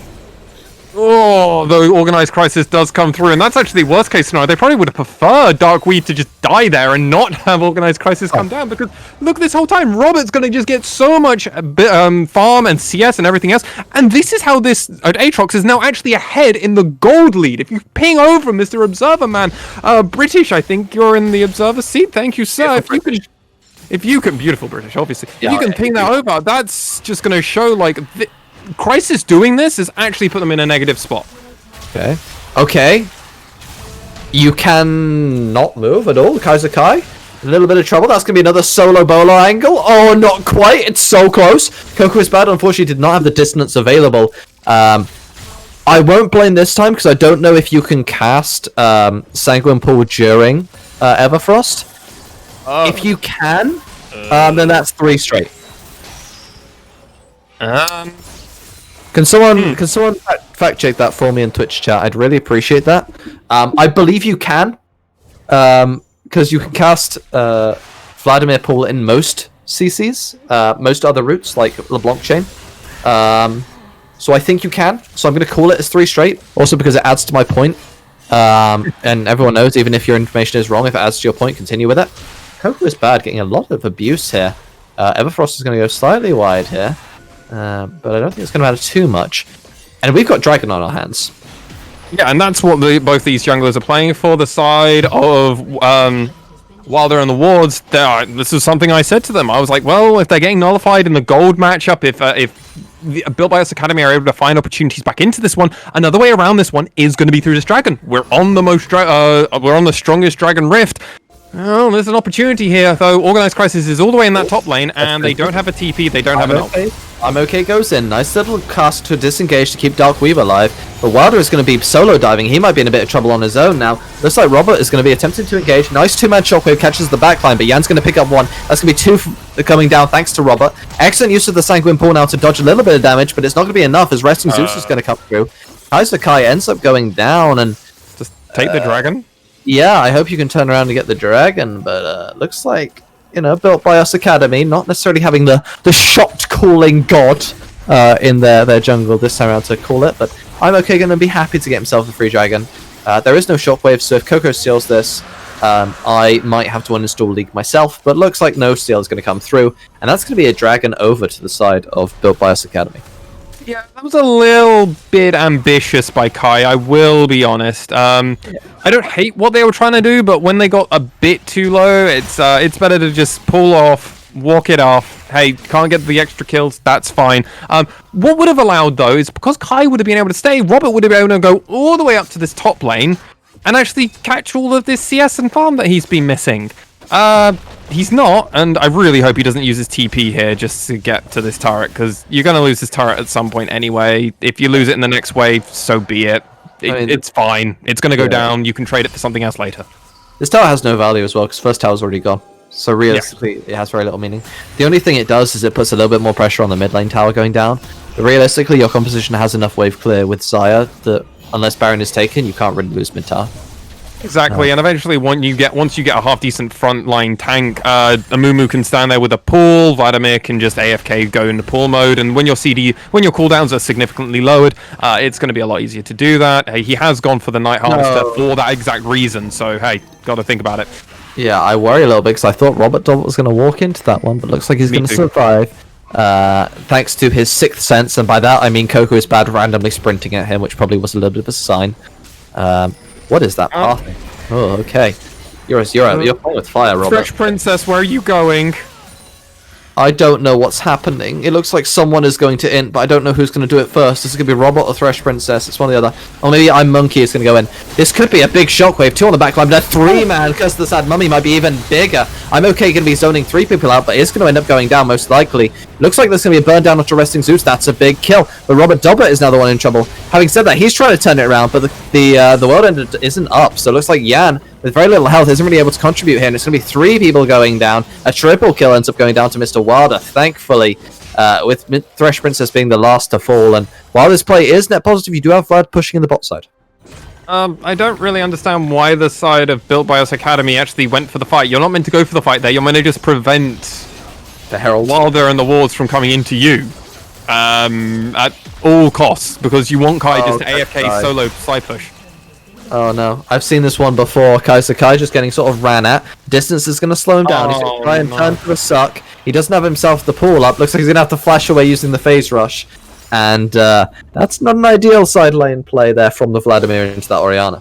No, that was pretty bad, actually, to put it lightly. That was not ideal. The fact that he had to use a flash there as well. He had no teleportation, so he couldn't ever come and back up his team in that team fight, which was a 4v5, so it's not surprising that Wilder and the Wards were able to get ahead in that one, and it's so difficult to keep this in a spot where you actually know you're going to be able to come out ahead, because you're playing without your Vladimir, who is a huge amount of your damage, and he's still scaling. He needs to scale. So what they need to do in that team fight is actually disengage completely, never go in it. I'm okay going onto the backline, kind of put the rest of the team in an really awkward spot. The fact that Yan and Robert were also... No, it was Yan and Thresh Princess were caught by the Orianna Shockwave. The rest of the team should have immediately disengaged at that point, because they just need to protect them, scale up, farm the wave. They can stop it from coming any further. Or if they get the turret in the top lane, they're probably going to trade it for the bot lane. It's a fine trade. That didn't happen, and it was worst case scenario for the side of Built by Us Academy. So we're now in this sort of awkward state where the dragon's spawning in a minute. There's nothing really for the teams to do aside from get vision. How do you see... I assume both these teams will want to fight for this dragon, because it is the sole point dragon for the side of Wilder and the Wards, and there isn't really enough burst. Wilder and the Wards actually would probably be rather happy to just trade Baron for Dragon at this point in time. They don't need to stack up the dragons. If they can, obviously threaten the soul. If they can get this dragon rather without any form of contestation, they can then threaten it on the next time around and actually go for the Baron and not for the dragon. Depending on how the game is currently progressing. If it's in the exact same kind of game state in 5 minutes from now, yeah, Wilder and the Wards could easily just threaten a Baron and not even go for the Dragon Soul, because they know Built by Us Academy have to get this dragon, so they can't get the soul. So it's kind of it's a double meaning. It works in multiple ways. Let's see how these two teams attack it. Dark Whip going to try a little bit of engagement. Nothing's really going to come through. Now, I'm okay trying to push in to get vision, and I hate when teams try to push apart to get vision control. You can really just end up getting popped on one of your two sides, but it looks like Wilder and the Wards are just going to let them sort of do that. Yan walks way too far forward for no reason. It gets deleted before the fight's over. That is going to be a really rough one. I'm okay trying to turn around with a nice little curse to the Sad Mummy, but I don't think this is a really playable fight in this situation. Decent cast means that Robert is now isolated. No flash there on the Aatrox. He's absolutely dead. Now it's going to be a free dragon coming over to the side of Wilder and the Wards, and you have to question what Yan is doing this game. They gave over the first blood and they got caught out at a very important moment. They had the flash. They didn't have heal, but Feathers Fly was there. However, the CC that came out from Wilder and the Wards was too big. And because of the pickups they got and because they have that level advantage, they want to go for this Baron. I mean, you're walking blind into an area where you know the enemy team is nearby, and you, as the AD carry, are the one that's walking first. Because Mimo comes from one side, but there's no vision on the pixel brush. It's really not allowed for you to walk that way. Anyway, potential seal attempt coming through from here from I'm okay. It's down one level. but that realistically doesn't matter too much. Going to be an attempt. It's a 1 HP secure there from Mr. Wilder. Both of the junglers missed their smites, I believe. That was extremely dangerous. My eyes. That was awkward to watch. That was a 1 HP secure from the Xin Zhao just running, and that's okay. It's okay. Yeah. We're fine. Let's reset. Let's compose ourselves. We can figure this out in the next one. We'll just take 2 tower shots as well onto Mr. Wilder. He's very much feeling himself right now, and he's actually having a really good game. 5, 2, and 7. He's going straight back to base and immediately buying the double control ward. I approve, sir. Vision diff, jungle diff. I don't know what else to say. Remember, he's the control ward. The rest of his team are regular ward.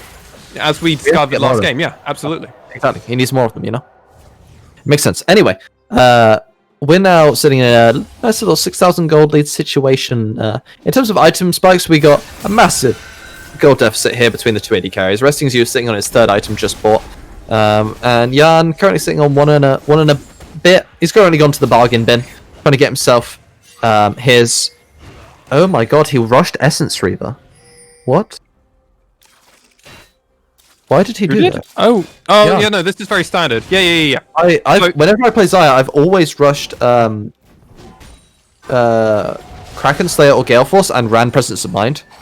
So you'll have enough. Anyway, Engage comes through here onto Coco. Looks like he's in a little bit of trouble. The Everfrost does keep him away from I'm okay, and because the Sad Mummy wasn't used, so not really going to be enough. Kaiser Kai now looking to catch up Coco, but looks like he's being a little bit greedy here. Flashing aggressively into 3 people. You are inting, my friend. You can't do that. The explosive cask. The killer instinct over the top. But now Zeus might be the one in trouble, but the bandage toss and does end up going wide. I'm okay. That's a nice little ult. But the better ult comes through here from Coco's bad, catching 2. That's going to be a 1-shot coming through. Kaiser Kai ends up getting caught by a fat man, and he is going to get slapped down. A nice little kill goes over to Organized Crisis. Now, Crisis is the one who ends up getting bandage toss. Yang gets 1 shot by Mr. Wilder, because that's extremely balanced. And Organized Crisis is going to be attempting to catch out I'm okay, but he's flanked from both sides. The Shadow Dash is coming up. 3 seconds. There it is. Comes through. Now, Mr. Wilder picks up another one, and that's going to be a 4 for 0, I believe, coming through. With Iron Buff, that's going to most likely be at least the inhib dropping. It could be inhib, could even be the end of the game. The team have the power. Mr. Wilder is full HP and will probably be yelling at the boys, let's lead this charge, let's get this over and done with. Organized Crisis also has got enough HP going for this, and they can definitely secure this, and there's so much difficult. What can a Thresh do? What can an Aatrox do? There's not a lot. They can't hold this Forge, but it looks to be Wilder and the Wards aren't going to try and brute force this one down. They had the opportunities, in my opinion, but they don't want to risk it. They want to rotate, reset, use a huge amount of the gold that they've got in their pockets, and they've got a lot. 2 of them, Mr. Wilder and Resting Zeus, both had 1,200 gold before they backed. So hey, spend the gold, reset, get ready for this dragon that's going to be up in 1 minute 30. Bullbias Academy are so far behind now that your only choice really is to just flip the dragon. You've just got to burger flip it. You have to just try and hope that I'm okay can get in there, land the clutch smite to deny the Ocean Soul, because if Ocean Soul goes over to a Gragas Shen, Xin Zhao, like, you're not really going to be able to kill at least 2 of those members. Xin Zhao potentially, but the other 2 are going to be so tanky, and with their current amount of DPS, or at least consistent damage, they're never going to go down to your 2-item Xayah. It's just not going to be enough. Oh, Coco is bad. Flashes forwards. The Sanguine Plural is still available. Kosakai hasn't done one of those the whole game, but looks like he's going to be using the Phase Rush, potentially going to be able to walk himself out, but he's just delaying the inevitable, and this is not an ideal situation. You're going to die before the crucial Soul Dragon and secondary Sanguine Pool. You're just stalling even longer on the inevitable, and that's going to be a crucial death here before the dragon spawns. I'd be like, oh, that's actually really good. There's normally something the enemy team can do around this. The problem is they're all coming out of their base because they're just clearing all of the minions that are in their base because there's... Fresh Printer? I'm okay. You are not okay. That's going to be a little bit of cask damage coming through. Robert, what are you doing? This doesn't seem like the type of fight I would want to take. It's the controversial 1 at a time strat, boys! The explosive cast comes through. Yan, that would have been so much damage if you had more than 2 items. It's not going to be enough from the Xayah. The flash isn't available, and he's going to go down. That's a free ace, and that's going to be the end of the game using this teleport from the Orianna. And we said that Kaizukai is up, so we might be looking at another fight between these 2 mid laners. But there is going to be an unfortunate numbers disadvantage. There will be, and it's going to be an overall. The GG's coming in the chat, and what a performance from Wilder and the Wolves. They're able to find the way back into this one. Ends up going down. Kaiser Kai gets himself one. But as you said, that's not going to be anywhere near enough, even though Thresh does have the box available. I don't think there's any way you're going to be able to box in this many members from keep attacking your Nexus. A little bit of damage. Who's going to get the plus 50? That's all I got a question. And I didn't quite catch it, but that's still going to be game over. Wilder and the Wards coming back here in game 2. A really strong showing from Wilder and the Wards in this one. They played around Mr. Wilder himself, and he led them to victory. In fairness, a lot of the members of the side of Wilder and the Wards really showed up this time, and I'm okay not having the greatest performance on this Amumu as the substitute jungler coming in. Yeah, the question will be whether or not they decide to sub back the original jungler here for this third game to really wrap this one up, given how important this game is in terms of selecting your opponents here for the playoffs. Side selections for the pick and ban phase for the finals. If you're first place over second place, if this is a rematch of in the finals, like there's a lot still to play for, and opportunities on that side selection pick and ban phase. Hell, get to ban your opponent's preferred champions really helps. Yeah, absolutely. Anyway, we're gonna have to obviously take another break just to see. So we can get drinks and things, and everyone can mentally prepare for what should be a banger of a game 3. We look forward to seeing what will be picked, what will be banned, what the adaptations will be going into game 3. Yeah, I'm excited for it. Absolutely, me too. Wonderful. Then hopefully you guys will still be here when we get back. So don't go anywhere, and we'll bring you back with game 3.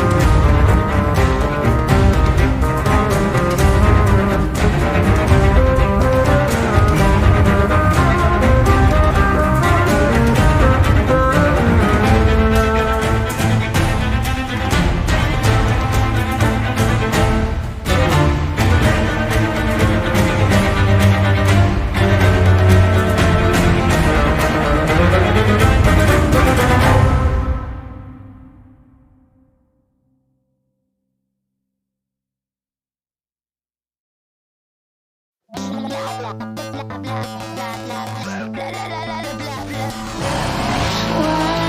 join me? Come and play, but I might shoot you in your face. Bombs and bullets will do the trick. What we need here is a little bit of panic. Do you ever wanna catch me? Right now I'm feeling ignored. So can you try a little harder? I'm really getting bored. Come on, shoot faster. Just a little bit of energy. I wanna try something fun right now. I get some people going down like that. Let's blow this into ashes and see what's about things. It's such pathetic neatness, but not for long 'cause you'll get jinxed.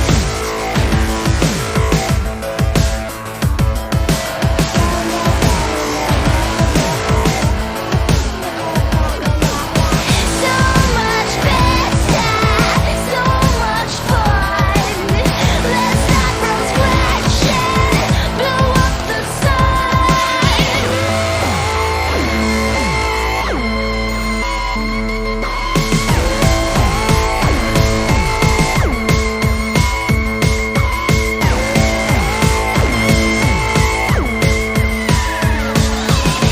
Come on, shoot faster. Just a little bit of energy. I wanna try something fun right now. Hello, ladies and gentlemen, and welcome back to Game 3 here in the Valence League. We've got ourselves Built by Us Academy, we got ourselves Wilder in the Wards, and we got ourselves potentially a series on our hands because you know who's been subbed back in? It's your boy, Very Squishy. He's back in there for Built by Us Academy. We're going to have to see, after Mr. Wilder's had himself his warm-up game, whether he's now able to contest the Poppy Jungle from Game 1. I'm okay. Did also say in the Twitch chat that it was pretty weird champ for the Amumu. So, I mean, at least he's also going, yeah, pretty weird, please, pretty weird. We're getting that currently.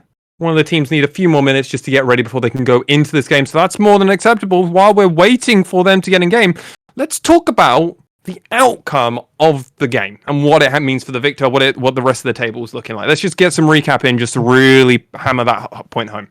So, the situation we find ourselves in here is that whilst Built by Us Academy does have a one game advantage over Wilder and Wards, or one series advantage, they're currently even on aggregate. And the way that we do our calculation here is that if teams are tied in game score, it then goes to aggregate based on the games won in a series. So 2 zeros or 2 1s, etc. And then after that, it goes to head to head. So if Wilder and the Wards do end up winning this one, they will then tie the win column and have an advantage in aggregate. So that would mean they'd actually qualify as the first place team in playoffs, which obviously is quite a big situation for them, because then they get to select their opponent and to have side selection, I believe, which obviously is going to give them the advantage of checking who they want to between Venom 5 and Ablaze Academy.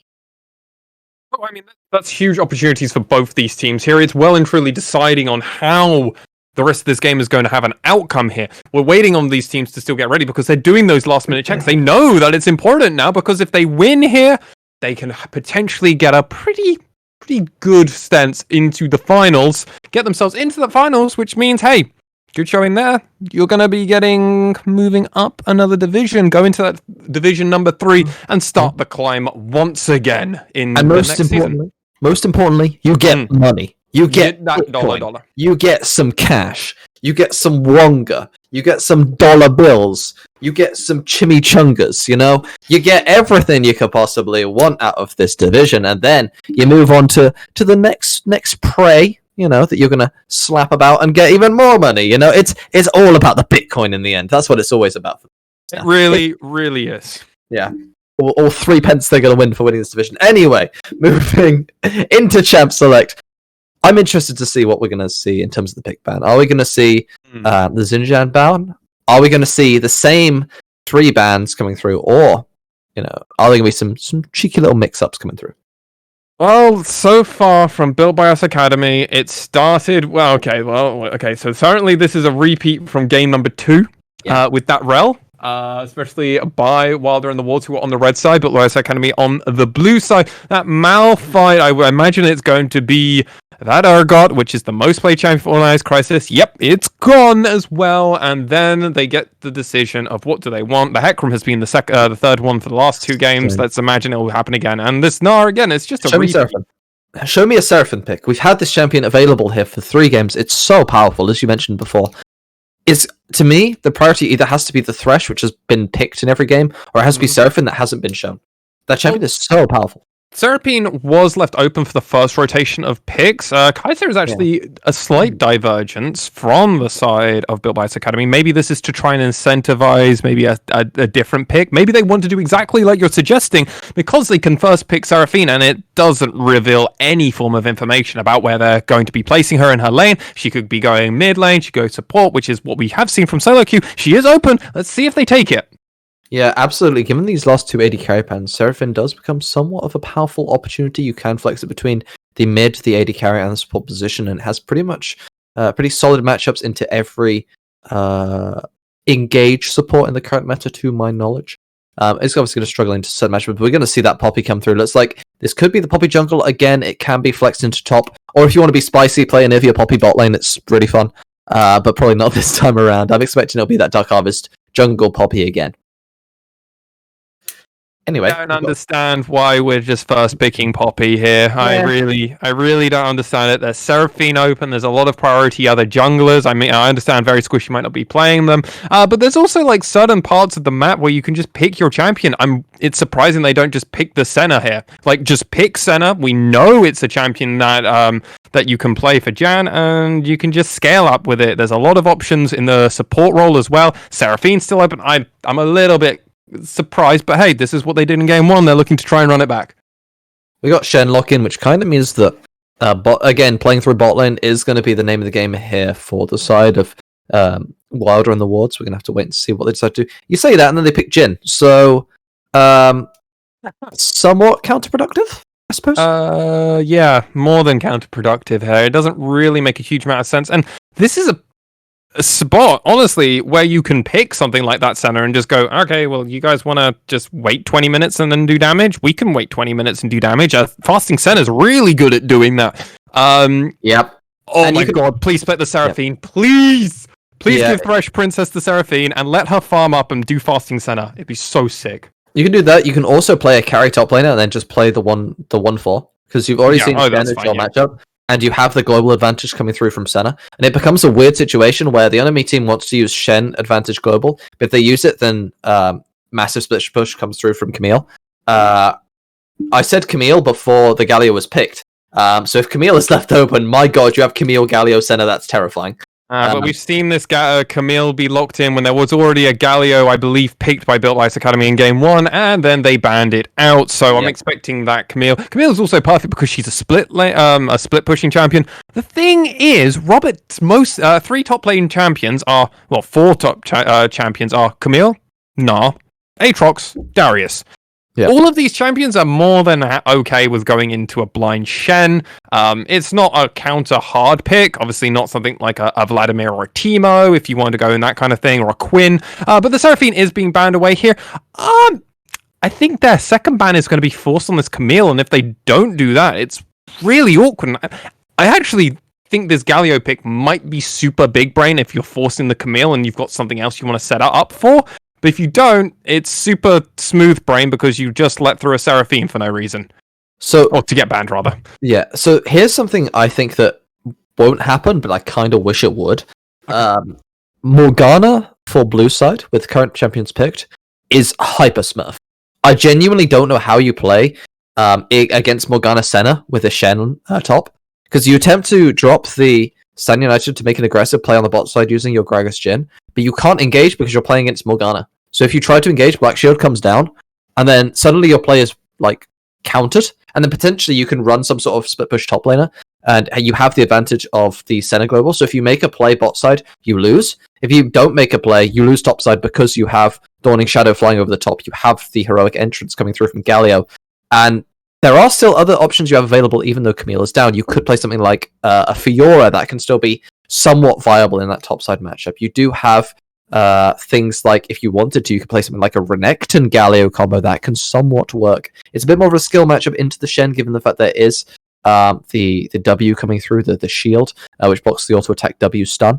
But if you are able to land it, it's going to be a guaranteed kill, most likely using the Galio combination over the top with the heroic entrance into Shield of Durand. But Shen jungle, possibly? Shen support Gragas jungle? We've got Mordekaiser lock-in.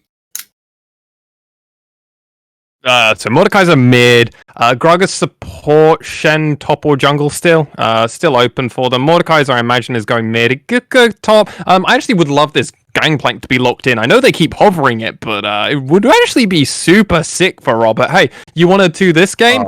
We'll play Ornn and we'll actually just outscale you and make everybody's lives miserable for you. That's a fair assessment. I didn't mention that champion, but it is on my notes. It is something that Built by Us Academy do occasionally play. Okay, that's where we're going. What's going to be going alongside this fasting center? It could be the Poppy, could be a Galio, or it could be something completely different. It's not fasting center. Built by Us Academy don't want winning, apparently. And I'm happy to say that outright, because Fasting Center is just significantly better than Farming Center at the moment. No, it's Fasting Center with Alistar. You don't see. It's fine. The Alistar does the farming. Honestly, the thing that annoys me the most is the fact that you pick Senna. Do you see them pick Shen, and then you're like, we're just going to play Ornn so you can go for our bot side freely. Yeah, they've got no tank shredding. I mean, and that's really worrying. Yeah, I mean, it's good for... I mean, the annoying thing to me is the fact that you just don't have an excellent win condition now, aside from just outscaling and just hoping that, the other team doesn't murder you with their Lucian mid. Wait, is Wilder playing Mordekaiser jungle? I hope not. Maybe. Oh god, it's Mordekaiser versus Poppy jungle. No, dude. Oh man, this looks like my solo queue. Ladies and gentlemen, welcome to 4th Division Special Game number 3. Mr. Wilder called it himself in the Twitch chat, and he wasn't wrong. He made sure to deliver this game. Get your predictions in, and see how this game turns out. It might be Shen jungle. Oh, it's Shen jungle. Oh, thank God. Okay, well, that's at least more viable, but... Yeah, it was pretty strong at the end of last season. The interesting thing here, though, is you do have a very high physical damage-based composition on the red-hand side. And they're playing it into Alistar, Poppy, Ornn, who obviously are going to basically be unkillable. So, unless this Mordekaiser gets ridiculously fed, it's going to be very hard to actually do any real damage to these champions. The thing is, the side of Built by Us Academy have no damage outside of Senna. Their team actually has no damage. Yeah. We've got a tank in the top lane, a tank in the jungle, a tank in the mid lane, an AD carry, fair. Yeah. And then a tank in the bot lane. Now, this is why we were calling for the fasting Senna, ladies and gentlemen, because anyone that goes fasting, suddenly they have at least 2 carries, which you can play through. Even I Hail of Blades Tarm Kench if you have to go for something wild like that. By the way, don't do Hail of Blades Tarm Kench now. Just don't play Tarm Kench. Tarm Kench now isn't good. Just don't play Tarm Kench. This champion is so bad. But there are so many opportunities for them. They're having a double carry, at least having 2 champions that are getting full gold and everything through this. Through the bot lane means at least you can find something. It's not happened this time round. And I really, truly believe Wilder and the Wards have got a significantly better draft. You don't see the 5-head play here, though. All right, because tell me. Teach me recollect. So the blue side doesn't have any damage. But they have 4 tanks, and the other team is basically full AD. So the other team doesn't deal any damage either, because they all pick up a stone plate, as well as building a ton of armor and health, and then they just, as long as Mordekaiser doesn't 1v9 the game, they're unkillable as well. So we just have 2 compositions that don't deal any damage to each other. So, my counterpoint is, if we see a Phase Rush Gragas support with this Mordekaiser, we could easily see a mixed damage comp coming out from the side of Wilder and the Wards, and actually poking all the holes actually shooting bullet holes through the Bramble Vest that could be built on the side of Built by Us Academy. Yes. Yes. That's Yeah, my counterpoint. Yeah, My no, I counterpoint is agree. yes. Yeah, it's Yes. like, what else can you say? It's like, well, if they go slightly different, it's even worse for them. It's literally two disaster comps playing against each other. But one of these is better than the other, right? Yeah. I mean, I guess if I had to choose between having my hand set on fire, and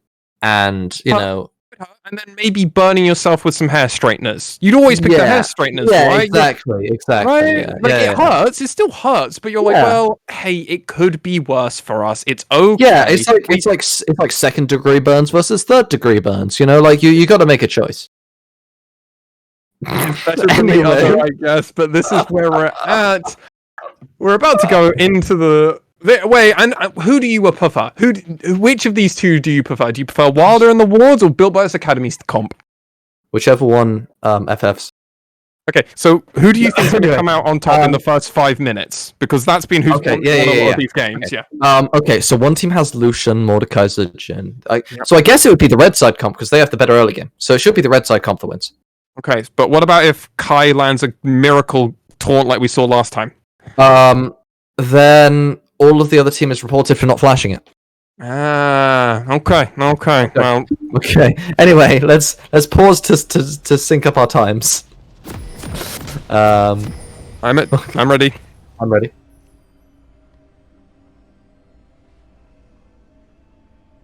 Okay, so enough with the flame analysis. Look at some actual proper analysis here. So, I'm going to say it now. I think that this jungle matchup is going to be very influential in terms of how this game is going to go. I say that as if Wilder and the Wards aren't about to invade and try something spicy, given the fact they have Shen Gragas. And it did work last game, because Yan was caught napping. Very squishy sees them, though! Oh, no opportunity now. No, there isn't, is there? No, unless Thresh Princess does something silly on this Alistar. But no, even then, you won't be able to flash onto it. And it's an Alistar. Getting first blood on the Alistar is pretty meh. Weird situation. Yeah, weird situation. Mr. Wilder does end up getting the ward. It gets instantly swept by Thresh Princess. But no one attempts to go and ward the enemy jungle despite seeing 5 people there. Why? Robert is currently asleep at his keyboard. Okay. That would be the reason. Okay. Yes. I just wanted to double check to see if there was some sort of 5-head big brain. No. It's all because Robert's playing Ornn and he wants to have a ward to protect himself early, even though he's against a Shen jungle who won't path top side till probably their second clear. So, if I remember correctly, didn't he die in the last game very early on whilst having 2 wards in his inventory? Hey, I'm just trying to back the player up here. I ain't trying to give the excuse for why they don't do these things. I'm just saying why they haven't done these things. Absolutely. You are absolutely right. I apologize. I will learn because you have to remember he is a professional player. He is playing in a tournament where he can gain money. Therefore, he can earn a wage that makes him a professional. Technically, yes. This man is a professional player, and we should not judge his actions. Then the amount of careers or jobs that I've had is unreal, and I'm not even like 30 yet. That would be very worrying. The amount of jobs I've had. Eesh. Absolutely. Anyway, moving on. We got a nice little trade here in the top side. Organized Crisis does end up cancelling an auto though, so the passive is not going to go on to Robert. So he's going to get himself a nice little grass proc as well as the brittle. So a nice little trade win there on the Ornn side of this matchup. Can I just say, I've played this Lucian Galio matchup. It is horrible if you are the Galio and the Lucian plays it correctly. You absolutely just get slapped. And unless you get some sort of divine intervention, also known as a jungle gank, which we know doesn't happen in solo queue, you just have to cry at your turret and get chunked out and force your teleport usage. So we will see whether Coco ends up getting ganked by Very Squishy. I hope there is a gank that comes through. But it's going to be a rough match. You know what I would love here again? I'm gonna reference something that we talked about a bit in game number 1. Yep. Against this double AD comp that Wilder and the Wars decided to draft into. Squishy. The Smite actually I think went the way of Mr. Wilder there. Squishy not able to get himself the red. And the divine, the charge doesn't end up going through. No heroic charge stun going to come through for Mr. Squishy. Oh no, that's not what you want to see. Excellent root comes down, but a good disengaged body slam. The protective teleport is forced out by Kaiser Kai. That is a nightmare scenario for the Galio. So to re-emphasize what I was going to say before these teams rudely interrupted me by fighting for the third time over nothing, because they got a pick and wanted it, so fair enough. This Poppy jungle, not been great. Skarner, really good against double AD comps. Yeah, but Dark Harvest. I'm sorry, I forgot. My apologies. Yep. Good, I'm glad you understand. Anyway, in the Dark mid Harvest. lane... Yep, Dark Harvest. So, what I wanted to say, actually, regarding the teleport usage of Kaiser Kai there. He is I already just down. ignored it. Yeah, I was going to say, he's already down a lot of CS, and this trade is actually made negative to him, because he is going to be forced to creeps? die. Dead. You can't do that, that's just inting. You can't play this matchup against an Ignite Lucian, you're just going to die. And the CS difference between these two mid laners. Yeah, that's what I'm saying. So this is a situation where he was already down about 10 CS in lane, Yep. and then he is forced to use his teleport bot lane, which means he can no longer get a safe reset with which he can potentially buy himself early Tarbies to survive the lane, or some health pots or something, some armor. So now he's forced to lose another wave after getting killed because he went aggressively in and ended up trading flashes, which I think is more and beneficial to Lucian. He also missed all of what went on there. Yeah. He missed that whole wave, which is just a huge amount of gold to miss out on. Yeah, it's just not a play you can make. If you know this matchup whatsoever, you know that Galio just gets slapped about, as I said earlier. He needs help. You never get to make a play on Lucian, because he wins even if you land all of your spells. Because once the you divine intervention hasn't come in, has it?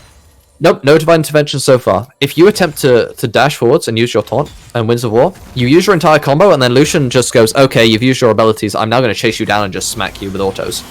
Yeah, the gap closing, the dash, and everything, the mobility that comes out of this Lucian, who's already now popped over to 6. Coco is having a great game on this Lucian. Yeah, Coco's enjoying himself, having a good time.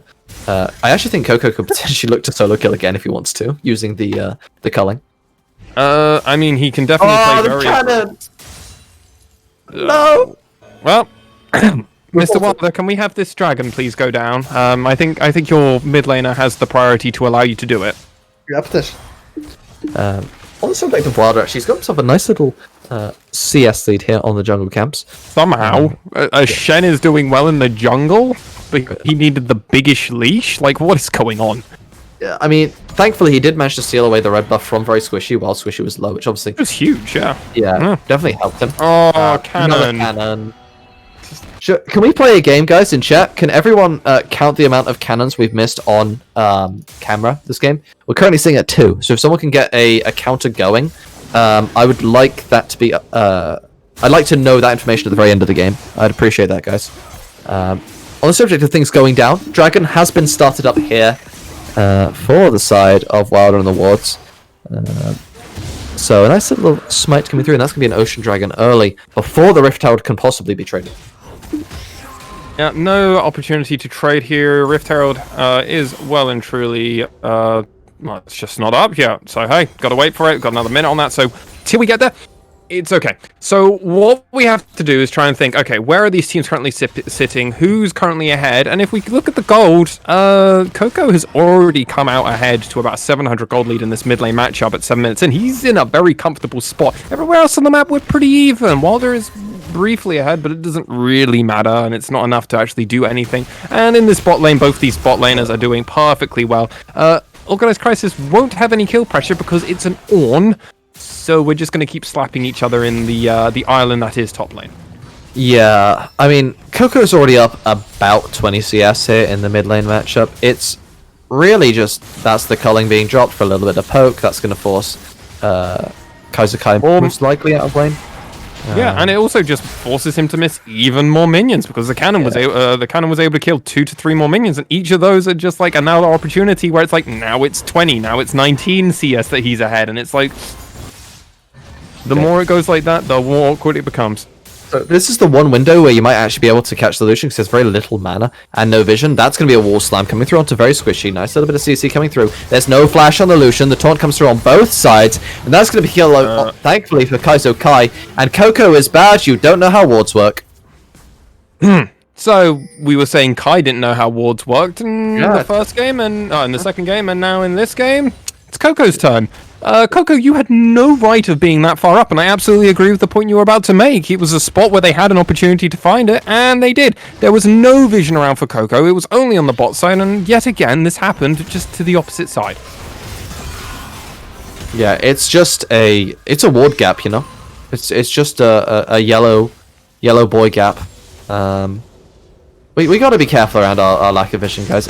I know you talk about expectations of the players, right? And I get that not everyone is going to be playing around the wards that they have on the map. But can we at least place them? Like, I understand map awareness isn't, it's not, I was about to say NA quality, but it probably is. It's not like LEC quality, right? But come on. Yeah. Can we need to at least place the wards and at least try to understand the reason behind it. Anyway, Coco is still going to be fine in this matchup, even though the 2 kills still come through. But look at all the armor that Galio has now been able to pick up for himself. Kaiser Kai, got himself the Seeker's Arm God and the Tabi, and that's definitely going to help him survive that matchup a little bit better. Yep, it will definitely help him survive the sustainability a bit longer. We're going to have to just wait and see where it is. Coco does finally get that turret plating he's been trying so hard to get for the last, 8 minutes, but yeah, this Lucian should be knocking on the front door a lot harder, but it's only gotten 1 turret plate, and that's where a lot of the lead is meant to be coming from for this Lucian in the mid lane. The CS is lovely, but it's not the whole story. You do need to get the plating, and if you can't get enough of it, you're never going to come to enough of a gold lead. You should be more than about a K at this point in time, and he's only 300 gold ahead. This is actually really bad. Those kills going over to Kaizo really helped, and now they're looking for something more. Oh, at the combo, there's the stash from Alistar into the slam from Poppy, but it's going to be a nice little disengage coming through, and the Stand United gank is going to come through here from Wilder. But looks like Wilder's the one that's going to get blown up, thanks to Robert Dobbert. It's going to be a nice usage of the Death Realm here from Organized Crisis to catch Robert Dobbert in on himself. Kaiser Kai picks up a kill in the meantime, as well as a nice little kill coming through from the Poppy, and looks like this Lucian is way too late to the party. That's going to be a nice set of kills coming through here from Built by Us Academy, and they're going to give themselves a cheeky little 2,000 gold lead, potentially more with these plates dropping. I actually have to give a bit of disappointing news. I think Yan could have done a bit more in that fight and killed Dark Weeb. At moments, for some reason, Yan really backed off huge. The communication was off by Built by Us Academy, and they weren't completely sure if they wanted to go for everything, if they wanted to kind of back off. It was a bit disjointed. It worked out rather well for them, but it definitely could have gone better for the side of BBUA. Hey ho, at least they were able to get 3 kills rather cleanly, but they do look like they are going to be trading this mid lane turret. Yeah, the entire tower could potentially go down. Having said that, the tower isn't quite low enough for Hell to do it on its own. Aggressive teleport coming here from Kai, I believe it was, going to the backside. Now Yan is going to find himself a little bit of a slow. The flash is going to be forced. But the Sender W lands. That could be a lot of damage coming through onto Coco. It's bad, but there's going to be more than enough disengage potential, as no one is quite close enough to catch the Lucian out. Mr. Wilder being there, throwing out the taunt as well, makes things even more difficult for them. They're able to get away with that, and now that makes the gold lead pretty close. They haven't got that turret down, and they really needed it, did Wilder in these wards. Thresh Princess is now caught out by Darkweave, but it's like a nice little pulverizer is going to come through. That W definitely didn't hit, but we're not going to talk about that. As Thresh Princess is going to walk away freely. Hey man, I don't know if that's a spectator bug or just Jin W hitbox. It could be a little bit of column A, a little bit of column B. Anyway. With that fight going, Built by Us Academy ultimately coming out on top, getting the dragon, getting themselves into a pretty reasonable spot. It was looking a little bit unfavored, but hey, they're now up to about 1k gold lead. They've got 4 kills over the enemy, and they've mirrored up the junglers, the dragons, and also, importantly, because that mid turret didn't go down, they might be able to temper it out and maybe even get a turret for themselves in the spot side. Yeah, you do hope that they can pick up that first tower if you are a fan. Having said that, very squishy going to go aggressively onto Organized Crisis. Nice little War Slam's going to give him all the CC they can possibly need for this Mordekaiser. But Death Realm comes through. Looks like Poppy's ended up in Brazil, and it's going to be absolutely fine for Organized Crisis to walk away. Barely. There's going to be a re-engage on the bot side. Dark Weaver's tanked way too many tower shots. My man, you can't be there. But Robert Dobbert comes through with a nice little tower dive of his own. Now Coco is bad, can be in trouble. The dash isn't what you want to see from Coco, but he's got himself the culling. Might be enough damage if he can actually just stand in a straight line. Why would you use Zhonya's? You're in absolute trouble now. Coco just gets to walk up and face blast the Galio, and that's going to be a free kill in the mid lane. Solo Bolo style, call on the bounce. Yeah, that also means they get the turret up, and that pretty much eliminates the gold lead that the side had. Now, a lot of this gold has been thrown over onto this Galio. I'm very confused why Kai decided to actually pop the stopwatch when he did. If he was worried about anything, hey, pop it way earlier. Pop it wicked early into that fight when the culling is first thrown out. You know you'll still have the HP to walk off afterwards. And hey, if he dives you onto tower, you might be able to get the kill because guess what? You are a Galio. There is an opportunity there.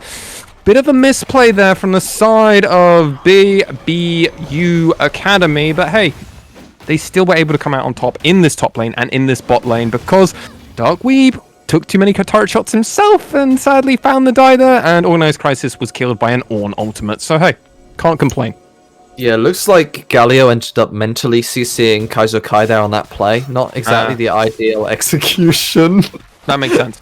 I'm sorry, that was a little bit too far. But the kill does, as we said, go over to the side of Coco. He's going to be sitting pretty there, up almost 40 CS now in that Lucian matchup.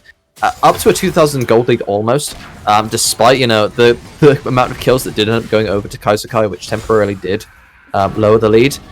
Shan has no fear, just going aggressively onto this Mordekaiser. There is no death realm, to be fair, so not much Organized can do. Engage happening here from Princess. This is a 3v1 situation. There's almost no way that Crisis is going to be able to survive this, even with the Stand United. It goes through. That's not actually ideal for Mr. Wild, and now he's going to get knocked up and knocked back by the combo from the Alistar. Just auto him down, Jan. Auto the man. That's going to be a double kill going over to the AD carry. Yeah, I was thinking the moment that teleportation, well, the moment the Stand Unite was channeled, I was like, you didn't want this. You actually didn't want this. That was a bait and switch, and you baited yourself, Mr. Wild. Your wards baited you. That was, you know that dog in the burning building where it's just like, this is fine. Yeah, that was Mr. Wilder as soon as he completed the teleport. He's just like, ah. I see I've fallen for the classic ruse. Classic blunder there coming through. We have to give some credit over to Jan. Thresh Princess played that beautifully on this Alistar. Got the knockups, prevented anything from really coming out, and any moment that Wilder Organized Crisis thought they were going to get out, they weren't able to. Really well played by the side of Built by Us Academy. Dude, I love to think of Alistar as like a linebacker from American football, where or just like someone who's really good at rugby. You know, they come at you and you just slam them. You're not getting close. You get back, go away. It's great. Like Mordekaiser tried to get within earshot of Very Squishy. Rushmans was like, no, you don't get to come to me. You don't get to, this is illegal. And that's just a nice little squishy. He says he's claiming he's very squishy. I know he's on a Poppy, but hey, Poppy says she's squishy, so we're not going to test it. Yeah, it's a bait. Anyway, nice little body slam coming through here from Darkweed. Attempted steal might come through. The smite is early, so Very Squishy going to pick that one up. A nice 3-man Ornhorn. The cast goes over the top to potentially buy time for the 2 carries. Goku is bad, going to be able to dash away. There's no real follow-up, and now Yan is in trouble. Organized Crisis is there. Remember, there's no QSS yet. We're too early in the game. But there's going to be enough time. Excellent flash dodge from Yan to avoid the Obliterate smash coming through from the side of Organized Crisis. And it's going to be a kill. Go over to the center on this blue side. Potential re-engage looking, but there's no vision, so no chance for headbutt pulverize. While they're in the wards, sadly, well, they leashed it for Built by Us Academy. There's no other way to put it. They leashed them and then said, no, we insist you must take our bodies as well. We must give our souls for you, and gave everything over to them. 2 kills over to the side of Built by Us Academy and that Rift Herald and now this Dragon, and everything is going their way so far. Yeah, absolutely. It's a really awkward situation now if you are playing this one on the opposite side, because we've got this Dragon now going over, which is exactly what you want to see. Get yourself that first Dragon of this Soul set, giving you all of this ult cooldown with champions that are very ult reliant. You do have the Galio, the Ornn, and the Senna all very reliant on those ultimates to really be effective in team fights. I suppose Senna not so much as the other two, but definitely Ornn and Galio wanting to make plays using their ultimates. Yeah, and they are getting away a lot with the lack of damage because of how much Yan is able to put out on this Senna because they're having such a good game so far. Oh, Hex Flash. Yeah, aggressive play here onto Coco. Looks like he's going to be in a little bit of trouble. Good body slam to potentially buy time. That Stand United is way too late. That's just a waste of a cooldown. I can't call it anything else. No, it was an absolute waste. Wilder was a little delayed on that one, and as such, it means that they're not able to get anything for it. Now, Mr. Wilder, you're level 8. Your opponent is level 10, and it's going to become very difficult for you to stay in this game and be impactful. Stand United is always useful, but you need to be able to do a bit more afterwards. It's why support Shen has fallen out of favor recently. Yeah, I mean, Mr. Wilder looked really good when he was playing against, the other opposition, shall we say. Organized Crisis getting traded on here by Robert, but given the fact that you do have this Ornn with the Riftmaker, he's going to start winning the elongated trade against this Ornn. Gets about half the health, so it does end up fairly even in the end, but a minor win there for Organized Crisis. A minor win, but at the same time, hey, Robert's going to be more than happy to just chill here. He's an Ornn, he can easily recall, he can sustain up. It's fine, it's just a flesh wound. This Ornn won't be too worried, and at any moment's notice, if he needs to teleport in, he can. Organized Crisis doesn't have that ability at the moment, as no teleportation is up. There isn't anything key on the map really coming up, but Coco is looking to try and fish, but this is an Ornn. That's not the man you want, especially as he's just finished his Bramble Vest. Yeah, you're not exactly able to break through this guy that quickly. I'd actually like to see an attempt from Organized Crisis just to block. Wow, the culling is dealing a lot more damage than I gave Coco credit for. Potentially, if he was able to get on and get a couple autos, that would have been a kill angle, but not quite. I'd actually.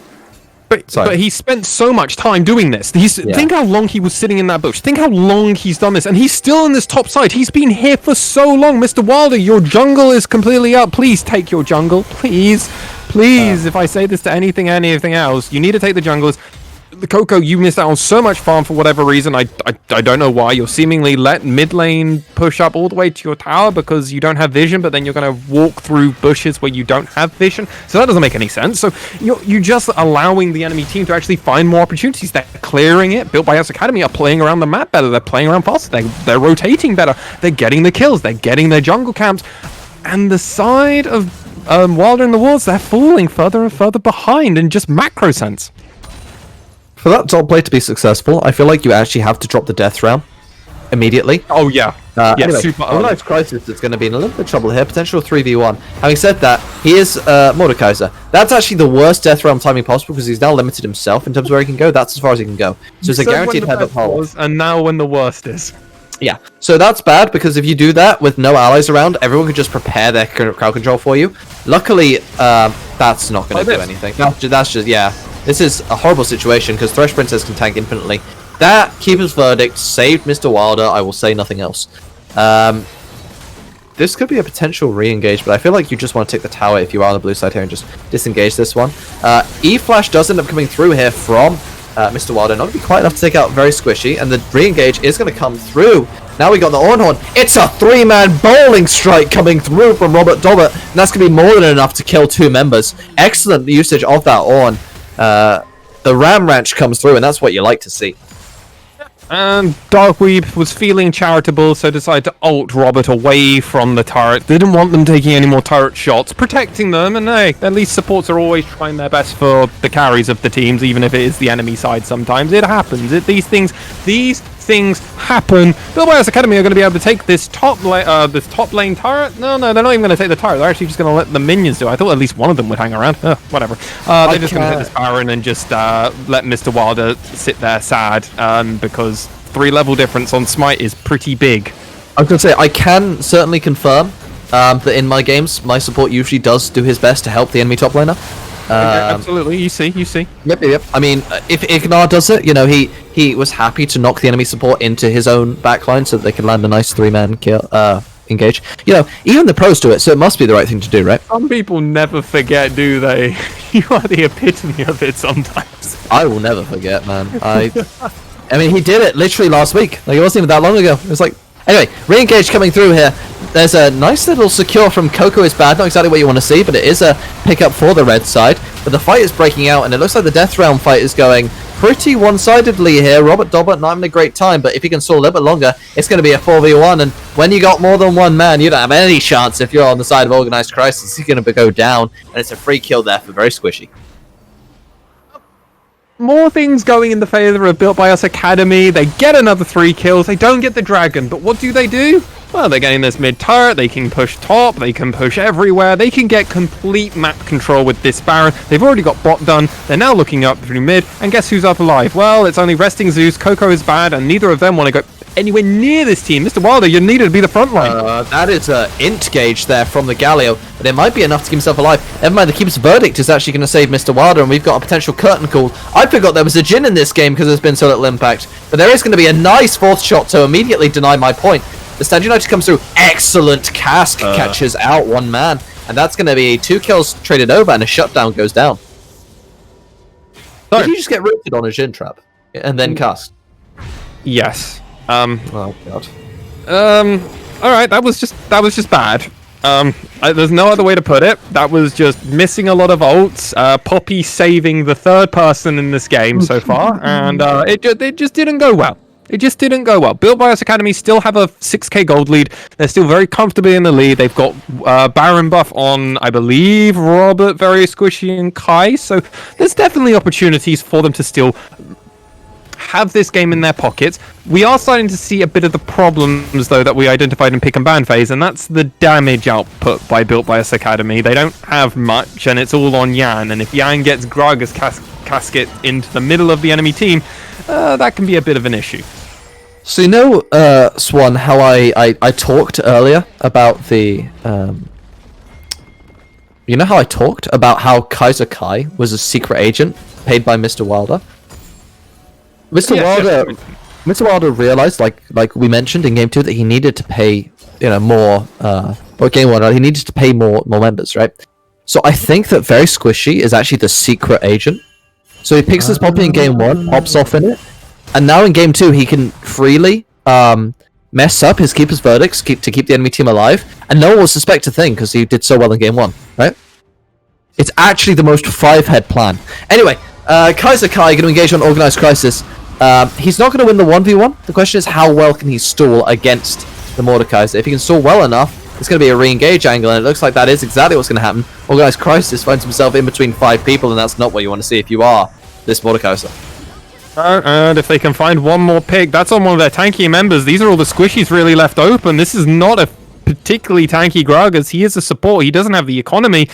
And a lot of gold has been thrown onto this Mordekaiser to be a bit... No, actually, no, I'm making this point. He's nowhere near as tanky because he's only got finished his Riftmaker, so... yeah, he is slightly 0-7, so... Yeah, I was kind of giving him more credit. I hadn't looked at that for a while, I'll be honest. The crazy thing is how much damage he does despite being 0-7. I think that's like... I mean, top lane is bounce roll, that's all I'm saying. Anyway, Old check is being asked over in the Twitch chat, and I'm okay. Let me tell you, mate, how your team's doing. There are 87 souls currently on this center, meaning that they have additional 65 attack, 100 range, and the crit chance is 40%. that cask was really awkward. Kaiser Kai is going to get popped. There is no surviving that sort of engage, and Galio's just caught out in No Man's Land. We'll, on the subject of No Man's Land, Very Squishy now caught. A little bit of body slam action, but maybe it's the Weeb. The Weeb police are on their way, but it looks like Dark Weeb uses his anime powers. The power of God and anime is on his side. He manages to stealth himself away to safety. Maybe he can harness the Weeb's power, because he is the plural of sitting together in a dark room, maybe, all of the Weebs together. If he can pull this one back, if they can win this one, I think Wilder and the Wards have definitely praised some form of dark Weeb god. By the power of Nisekoi, we can potentially bring this one back. Everyone, you need to raise your hands. Give him the power of the Spirit Bomb. Potentially the Weeb can Spirit bombs this Gragas. We must channel the power of cringe, and potentially... Oh, the power of cringe might be strong enough. Mr. Wilder ends up landing a free little taunt. But maybe there's a re-engage coming through. The Ornhorn only lands onto one member, but it is a re-engage big enough to get one kill. Very Squishy does get the last Jhin shot blocked by Thresh Princess. And it isn't going to be the Weeb power we expected. The Weeb police come through and shut him down. Thresh Princess going to be charging forwards aggressively here on the Alistar, but looks like nothing's really going to come of that one, as Mordekaiser continues to split push on the top side as we give away the dragon. Yep, very plain, very simple. Hey, let's just take what we can get. We got a free kill here, and now one of our members, either Robert or Kai, should now teleport over. Well, I guess they can recall over and then back off. I do hope someone takes this bot farm. Oh no, Coco! You're in trouble. That's a headbutt pull off taunt angle. Excellent cast to potentially stall for time. There is no dash available. It seems like the flash is forced away, and the re-engage does come through from the Gragas, but it's not the type of re-engage you want to see. Having said that, the trade kill does end up coming through. Potentially gone a little bit too far has the Galio, and that's going to be a free kill over to Resting Zeus. Picks up 2 kill. Maybe this one isn't over just yet. Gale Force forward aggressively. Flash Force shot. What is that? I don't want to see that in my games. Jesus Christ. Anyway, Resting Zeus essentially just runs it down for fun. Flashing, Gale Forcing, and inting. That's what I like to see. Oh my god, Organized Chaos, what are you doing? Now he's on the int train. Mr. Wilder forced to dash finally away. got there. That's good. It's finally got there. Imagine if someone had pushed this farm at the very beginning of this play. They could have really knocked down, and they would have actually had farm when the Galio was having a problem, when Kai was going in. Instead, they've had to wait this whole time, and now they have an effective push onto the bot lane. The problem is, Dark Weave is now up, and what else can they do? They still get the turret, and now they get to run off. What a ton of events happened there. What was that, by the way? The Gale Force into Flash, 4th shot into the center who's full HP with the Poppy next to her.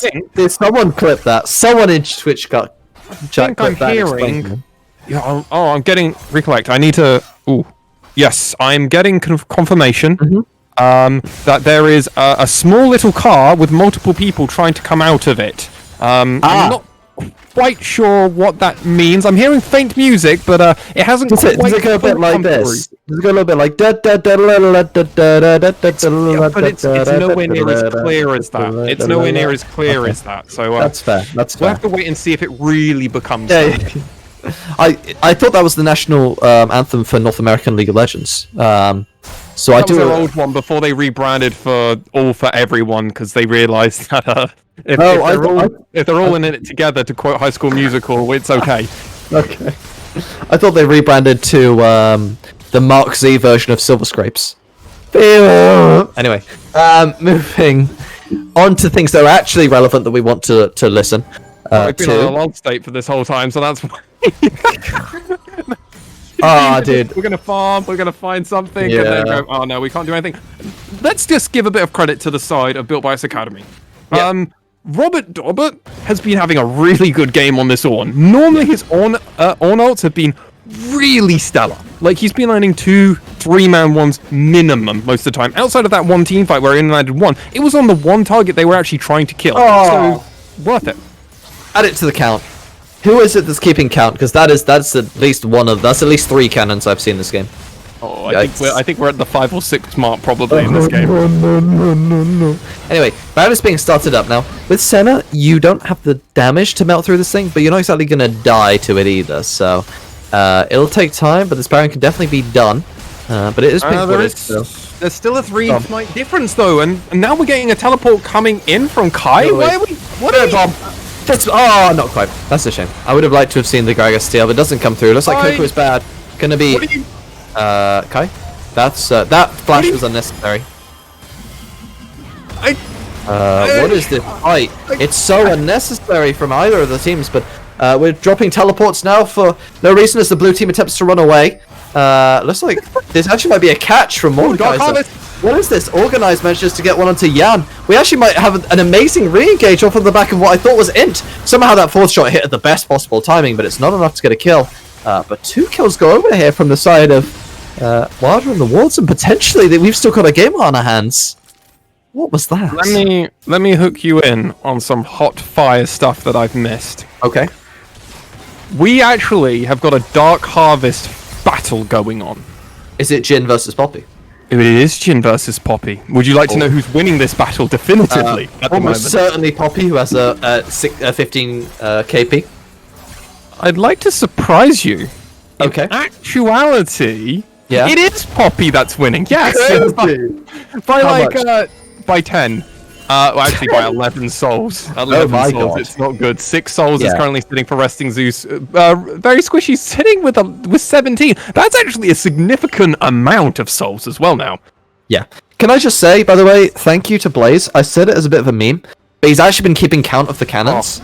And like that's how good he is, right? That's how good our streamer is. He's amazing. Like all the love to the world to that guy. He's counted. We've got 6 cannons missed on camera so far. That's only on camera though. Anyway, we got Dragon. Pretty young. All you need to do is keeps Verdict, the enemy jungler, away. But the re-engage is... Squishy, where are you going? Oh, that's the a dragon's three-man. right there! It's crazy. This might be a big fight. The cask is used to disengage, so the fight is reset. But the Ornhorn has been dropped, and Organized Crisis can't fight this one. He's going to have to back away.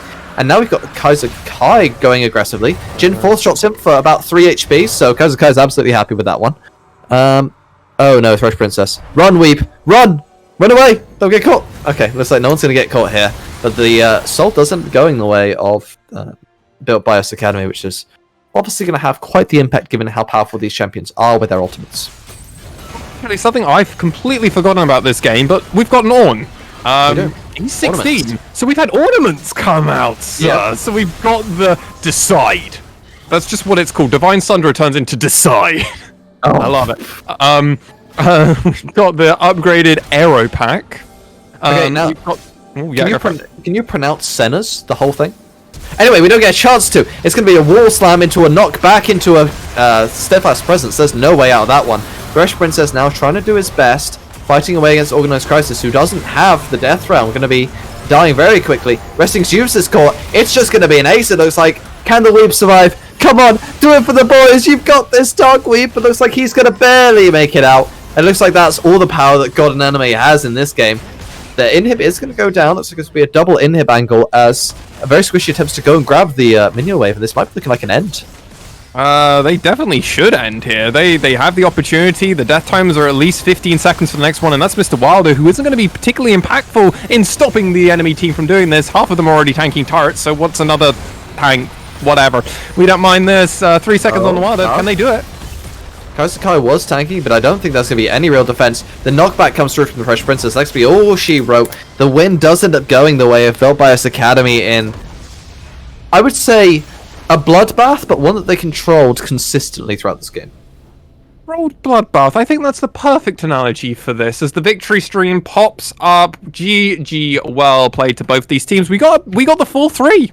Both these teams got a win in here, and we definitely saw how Wilder and the Wards can have victories in these games. Is it by having the enemy team sub-jungle play? Anyway, they played very well in the second game, so there is definitely hope for this team. But we're going to have to see whether they can step it. I'm going to say step it up. That might not be the right terminology. Because realistically, these teams are likely to play each other again in the finals in 2 weeks' time. So we need to see some major improvements here from a team play and coordination standpoint from the side of Wilder and the Wards if they are going to really contest in the finals. Provided, obviously, that they get there. They do have a very difficult game on their hands, potentially against a Blaze Academy or Venom 5, depending on what Built by Us Academy elect to go for as their matchup. Yeah, absolutely. I mean, this was just really well played by Built by Us Academy. They showed us in Game 1 that they were able to capitalize on a Game 1 kind of spot where they're able to go, hey, we got an ace, we got an extended ace in the first 4 minutes of the game. Hey, we know how to carry this one out. This was not such a good draft from them. We definitely started seeing some of the problems of them not having a lot of damage in the composition, and Yan asking normally a huge amount from them. But hey, they were able to come through with it.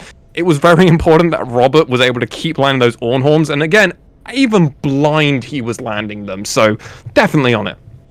Yeah, really good engages, and Chain CC I think was the main situation, because whilst they obviously did lack on the damage front, there was very limited ability for the two carries on the opposite side to actually deal any damage with how much CC there was. Just to give some out-of-game context, I want you to guess, without looking at damage graphs, how much damage was dealt here by Resting's use in this game. 35-minute game as Jin, AD carry. You know what? I'm going to be a little down.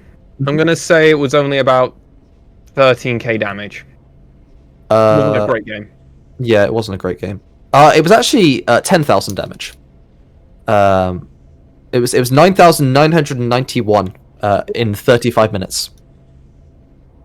Dark Harvest stack, sadly, so that might be part of the reason why it was so low on that damage front for him. He was also kind of behind on his build at the moment. Yeah. He only had the Gale Force, he had that Collector, and he was waiting to complete his third item. You wouldn't be able to really get away from that one, sadly. I feel as though potentially a Lord Dominic's second in this game isn't actually terrible instead of the Collector, because you're not going to get that much value against this high tanky sort of composition. Unfortunately, obviously, the damage didn't end up coming through. And whilst on the other side, Coco did do an absurd amount, a very large amount of damage himself, still did less than Yan did by the end of that game. Coco being able to pad his numbers a little bit playing into that Galio matchup, obviously that's going to help a little bit. I believe we're going to have an interview, actually, after this game. But first of all, if we could possibly, because I know how excellent our streamer is, could we get a vote for MVP throughout this series? If that's possible. I know I'm asking a lot of you, British, because I know you're amazing, you're excellent, you're the best. I want to, while we see whether or not British can get that one going, whilst obviously the interview and stuff is trying to be set up too, let's talk a little bit about sort of the players running down for the side of Built by Us Academy, and who your personal pick would be if you had to do an MVP for this series. MVP for this series, I would argue that very squishy, because we only saw them in 2 out of these 3 games, is probably the overall MVP, because both games they came in, they blind first picked the Poppy, not giving an actual monkeys what the enemy team are going to be doing, and then found absolute huge opportunities all around there. They played the Poppy really well. I would probably go with very squishy, even though they only played 2 of the games. I think they played really well. Thresh Princess and Yan had a pretty awkward game too. I mean, honestly, the whole side of Built by Us Academy had a pretty awkward game too. So yeah, I'm going to go with the one guy that only looked good because he didn't play in the one bad game for them, sadly. Yeah, that's understandable, to be fair. But your logic is pretty much flawless. I would probably do the same in that situation. Obviously, I'm going to be... I think Robert would be a close second. Yeah, I was actually going to mention Robert, because I think he played very well on the Aatrox game. Yeah, he did. He was definitely their shining hope in that Aatrox game. These Ornn ults, it was very rare to see him either miss an entire one or only land at a one man. Felt like almost every single Ornn Horn, Ram Ranch, and remember when he was playing the Gnar as well. He was absolutely abusing Organized Crisis in that top lane on the volley bear. So yeah, I think if we have to pick someone that was in all of it, Robert's my vote then. Yeah. So to me that is my personal vote on that one. But we will see whether or not or who agrees with what on these players. But for me, that was my personal thoughts on MVP. I believe we are ready for an interview. I actually think we're getting who are we getting? I'm okay, Robert. I'm not sure who we're getting here for this. We're getting Robert and I'm okay in. Oh, okay. That's going to be a spicy one. I don't think I've ever done an interview with 2 guests before. I'm not sure if this is normal or not, but we got the boys. We got the top lane god. We got the super sub who was sandbagging to lure the enemy into a false sense of security. Dude, I have so many problems with that second game. Dude, I'm glad you said that. I respect that. So we gotta make him think he's bad, and he'll come in out of nowhere in a champ he actually knows how to play. It's the playoff bait, right? You're baiting everyone for playoffs. He's terrible. Don't worry about it. I swear, someday Viking is gonna not into draft I'm in, and it's gonna be great. Are you saying it's a Viking gap? Oh yeah, like Viking only draft. game 2 though. Only game 2. Yeah. We thought it was game 3, but it was secretly really good, and we didn't even know. Oh yeah. Viking drafts these like amazing team compositions, except when I'm playing. So there's one thing that I obviously sort of stands out to me first. If we are mentioning the draft, we might as well. Obviously, we're already on the topic. Poppy first pick. Why? Poppy's good champ. It's flexible. Very good champ. Poppy press W, win game. True. Press W, Poppy go top jungle. So Robert, you do play Poppy then, and you're pretty comfortable with having it played there, and I'm guessing Thresh Princess is also happy to play the Poppy, right? Thresh Princess does not play Poppy. Okay. But like, guys, so the pick is only flexible, obviously, though, if you actually can flex it. But they don't know that. Jungle. They do now. Okay, Robert, you are happy with it. Okay, cool. Sorry. Yeah. No, I played it in games. It's just Thresh Princess who doesn't want to play it. Okay, so here's something for you guys to consider, because I know you guys are obviously, you want to come up with some big draft angles. I am a firm believer in Anivia Poppy bot lane, and I think, I tried that once. It wasn't good. No, Ah. if you like wacky bot lanes, we tried one in a scrim recently where we Oh, went yeah? Cassiopeia Seraphine. Oh, okay. That was That- actually another champion that got through like first picks quite a lot, and no one picked the series. It was kind of surprising. So our like resident Seraphine player, Thresh Princess, believes that Seraphine supremacy is over. We're long Yeah, past no, those days. no more Seraphine Okay, supremacy, then she's not I think your support needs to. I can't say that. That's toxic. Anyway, More Seraphine, please. yeah, I love that. More Yeah, Seraphine. I think that champion is still super good. Anyway, let's talk less about the draft and the meme questions now, and like get into the actual stuff. So, the first thing is, I'm okay. Obviously, you came in here in game 2. Was that a strategic pick, or was that like you guys trying to BM the other team? No, it wasn't BM at so- all. We were gonna play Okay. Mike either way. The intention is so, like me and Very Squishy have like this completely polar opposite champ pool normally, Gotcha. where he is like absolute tank god, and I play all of what our coach describes as Ooga Booga champions. But we're pretty sure for that draft, Viking still thought he was with Squishy. Yeah, so I think it never clicked in our coach's head that we had switched junglers. Hence the Amumu lock-in. Yeah, so like the Amumu ideally would have been like Ivern or Udyr or something that runs fast at people. He likes Gotcha. fast champions. Literally the champions you so Master Yi, like you just turn your head off and you just go. No, like I can't play no. Master Yi, dude. Oh, if I catch him playing Master Yi, I'm gonna try to surrender the game. No, I play early aggression. Excellent. So yeah, I like the I'm a big Amumu fan. I must confess. I'm definitely enjoy watching that champion play. But it did seem a little bit odd in the draft. Even after the game, we kind of had a bit of a chat about it, and I think Amumu would have been awesome if that game went 20 minutes longer. Yeah, that's If- what I we mean, were saying on cast. Yeah, like if It I felt like your champions couldn't really do anything early because you have like losing bot, losing mid, and losing jungle matchup.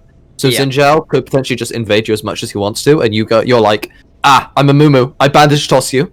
and even now if you're- I now bandage you're in bot, trouble. I'm just killing myself. Yeah. It's like now you're in trouble, Xin Zhao. How dare you get close to a Mumu? And he's like, okay, I'm gonna knock you up and slap you about. It's like first blood. Let's be real. It's kind of rude to make Robert try and 5v1 in the early and mid game until you guys will No, come online. I didn't think I was like I didn't play that well at all. Like my stats were fine early game, but like I just fell apart in team fight as well. Anyway, Yeah. When I think Like, I I know was the over 5v1, is that the 5v1 that was going for Dragon Soul? Yeah, I it don't. was. Yeah. I don't know which one. no, because we saw the Dragon Souls. Like we either have to take this or we lose the game anyway. And I TP down too late. It was 3v5. It was like, well, we have to try and fight it anyway. So I ulted and ran in and hope for the best. Yeah, If I remember, if I remember correctly, I think in that fight, Yan ended up just face checking a bush and insta dying for like Oh yeah, no reason. that doesn't surprise me. Because you did a play that I said on cast. It literally tilts me when teams they enter unwarded vision on 2 separate areas at the same time. So you created a situation where a Mumu and someone else went to the top side to enter the river, and Yan entered bot side with someone behind him. So he just face checked the pixel brush and got insta popped before the fight even broke out. And at that point, Yeah. Dragon's over. Like, Yan is really good at gambling with his life. yeah, is that good? Mana culture. That's fair. That's it. He's a big Yeah, He's that's a big fan of Kaisa ulting the back line into 5 people Oh, and yeah. suddenly exploding. I think Yeah. even the third game, you have to keep in control. It was literally just stand behind your 4 tanks, and we repeated that every like 30 seconds. it. I just read chat. Lord the Boom says Yan likes to gamble. We made him give up poker, so he took up face checking. Yeah, that's right. Yeah, I was gonna say if there was one thing that was a bit shaky, that was one of the aspects of this game. But overall, you guys looked really dominant in terms of game 1. You guys just straight smurfed it. Now let's talk a little bit about sort of the future. Have you guys? You've obviously now won the split, the playoffs. Congratulations for that. Thank you. If I remember correctly, you now gain the benefit of choosing your opponent for the playoffs. We Yes. did. And I think I did some calculations earlier in terms of the current playoff situation. I believe that the only teams that can make it are a Blaze Academy or Venom 5. I think, if my maths is right. Don't quote me on that. I thought Venom 5 were in, no? Yeah, I think they're both already confirmed Okay. yeah. because of the aggregate. Is that what it's called? You know, the plus minus. Yeah, the Yes. overall kind of thing. Yeah, and head to heads. I think because of the way that it works out, those two teams were confirmed like won once a Blaze Academy got a sort of FF. I think there was an FF in game. Yeah, was it who dropped out? I don't know off the top of my head, but I do believe that's sort of what's happening. So, between those two teams, Venom 5 and a Blaze Academy, who obviously don't you can like use this as the time to like bait us and pick the other one. Obviously, is there one that you have in your mind that you already like prefer to play against?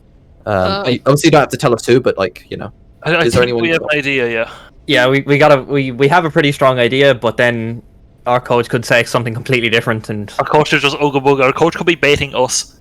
I mean, your So- coach might make you pick a Mumu again, so God knows Yeah. if you Oh, what you want to do. if you see me on a Mumu again, this split, next split, you know something's gone wrong. Yeah, if you It's see fine. him locking a Momo, just put up the other team wins. Like, just put it right there in the screen. Yeah.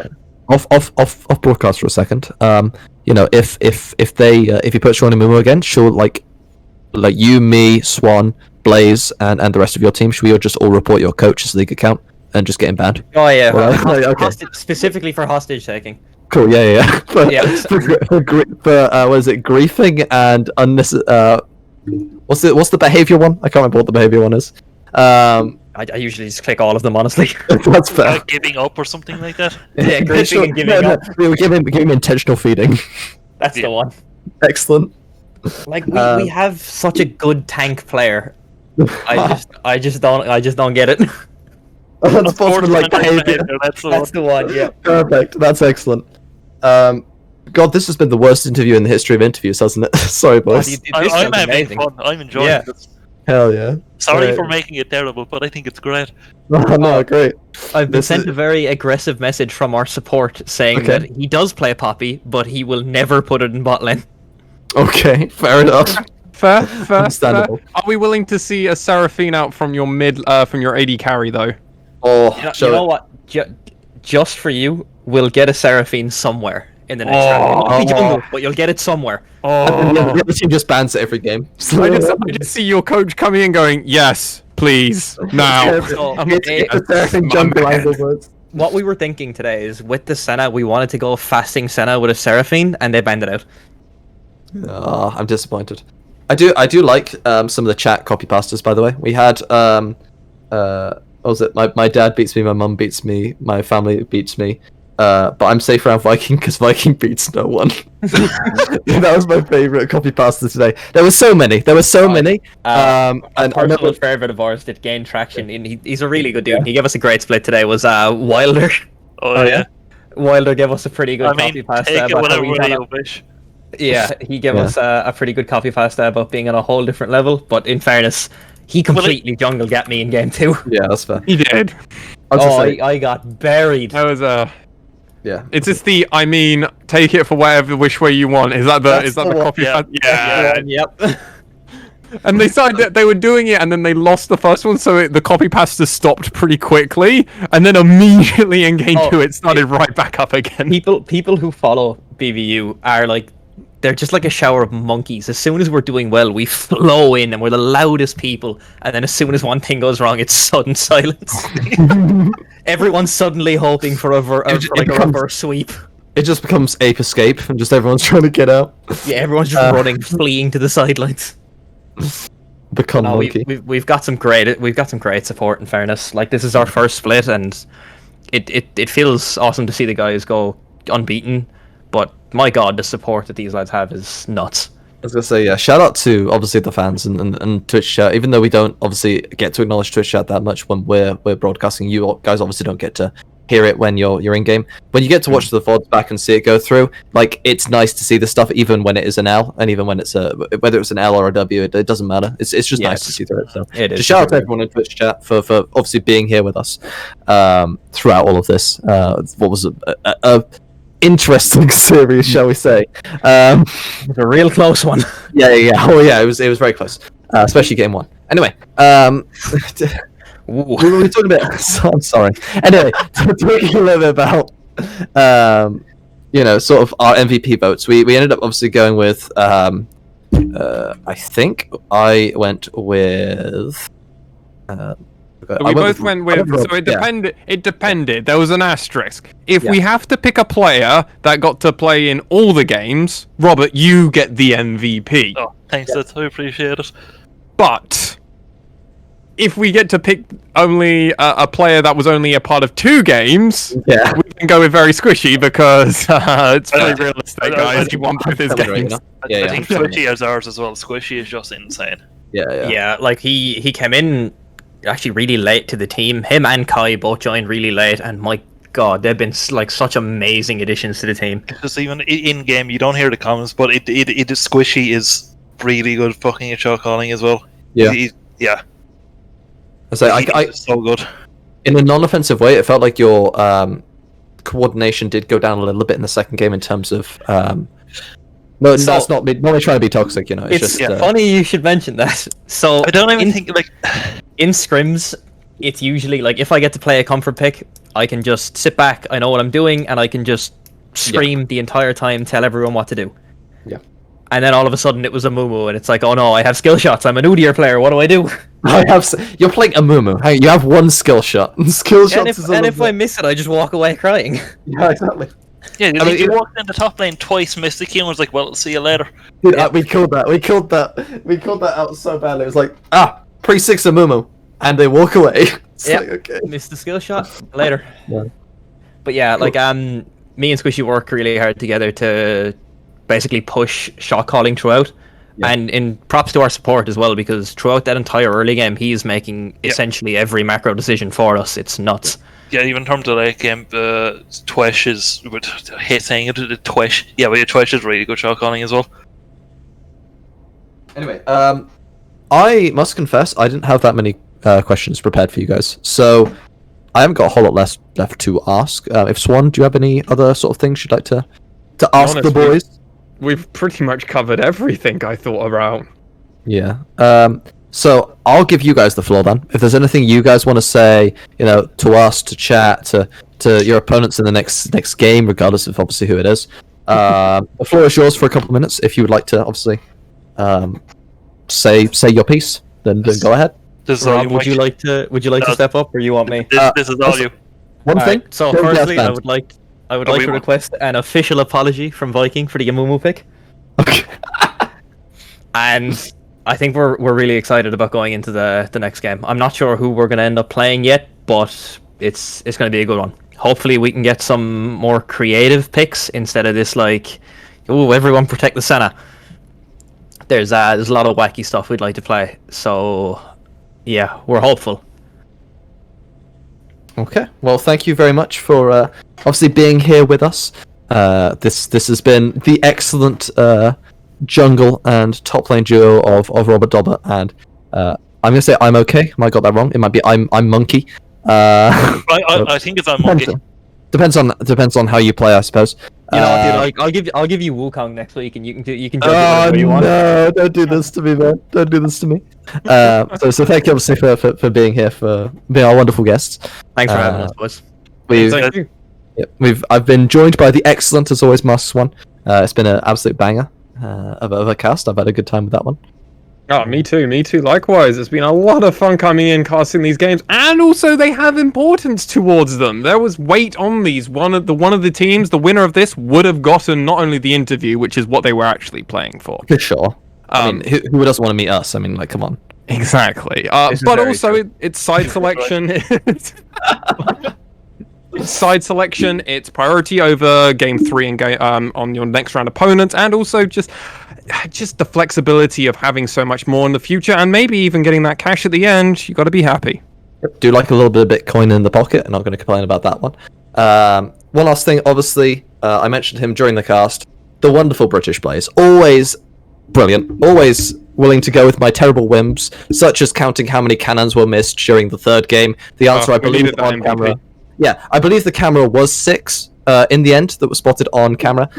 Thank God our camera randomly pans for no reason, because I feel like it would have been a lot more. I'm not toxic, by the way. And obviously did do the MVP vote for us as well. Excellent, as always. Yeah, so shout out to him. He works really hard behind the scenes and is straight up just a nice guy. And I think that's everything. Unless you have anything else to sort of add to this one. No, I think you've wrapped this up perfectly for me. Anything for you two boys? Just you mentioned it at the start of game 1 about our GP hover. Oh yeah. That's not going to stop. Yeah, I know. Yeah. Okay. Good. Are you guys actually going to play? Oh, actually, that's even better. Robert, do you play GP? No, not even a little bit. I hate the champ, but Moke is a GP one trick. I am He's the so only good. person on. I am Our, the our only person jungler on is our. a GP one trick. It's just like how Speaker hovers Skarner, not Skarner, Shaco every game. Yeah. So I'm the only person on our team that plays GP, and it started off when I wouldn't play, it hovered Kai plays GP for GP. me. Kai plays GP. Kai yeah. plays I mean, GP well- when I bait him into it. I'd say plays. It's more like he throws a barrel and then puts another barrel, but it's not in range, so that they actually like combine. And then he just Yeah. ignites the first one and gets really confused. That they I'm just gonna- do If the thing. we I'll- give I'll Kai show Kai any how to champion, one-pet. he'll play it. If we throw Leona at Kai, he'll go, okay, but full crit and win mid lane. Like, Yeah, he's either gonna do absolutely amazing or he's gonna go 0-20. So we've dubbed him Coin Flip Kai. Coin flip Kai. Yep. The GP god. All right. The god plank. Right. Well, look, thank you very much for having us, boys. alright, thanks guys. It's been fantastic. Wonderful. Then thank you to Twitch chat, and we will hopefully, provided that we get lucky and we get to cast the playoffs, we will see you in the next couple of weeks with the semis or the finals. Anyway, if we don't, thank you so much for watching the playoffs. I've been Recollect. We've been joined, as I said, by I'm Okay. We got Robert Dobbert. We've got my co-caster, the lovely Masked One, and we've got British Blaze on the stream. Thank you so much for watching, and we will see you again, hopefully very soon.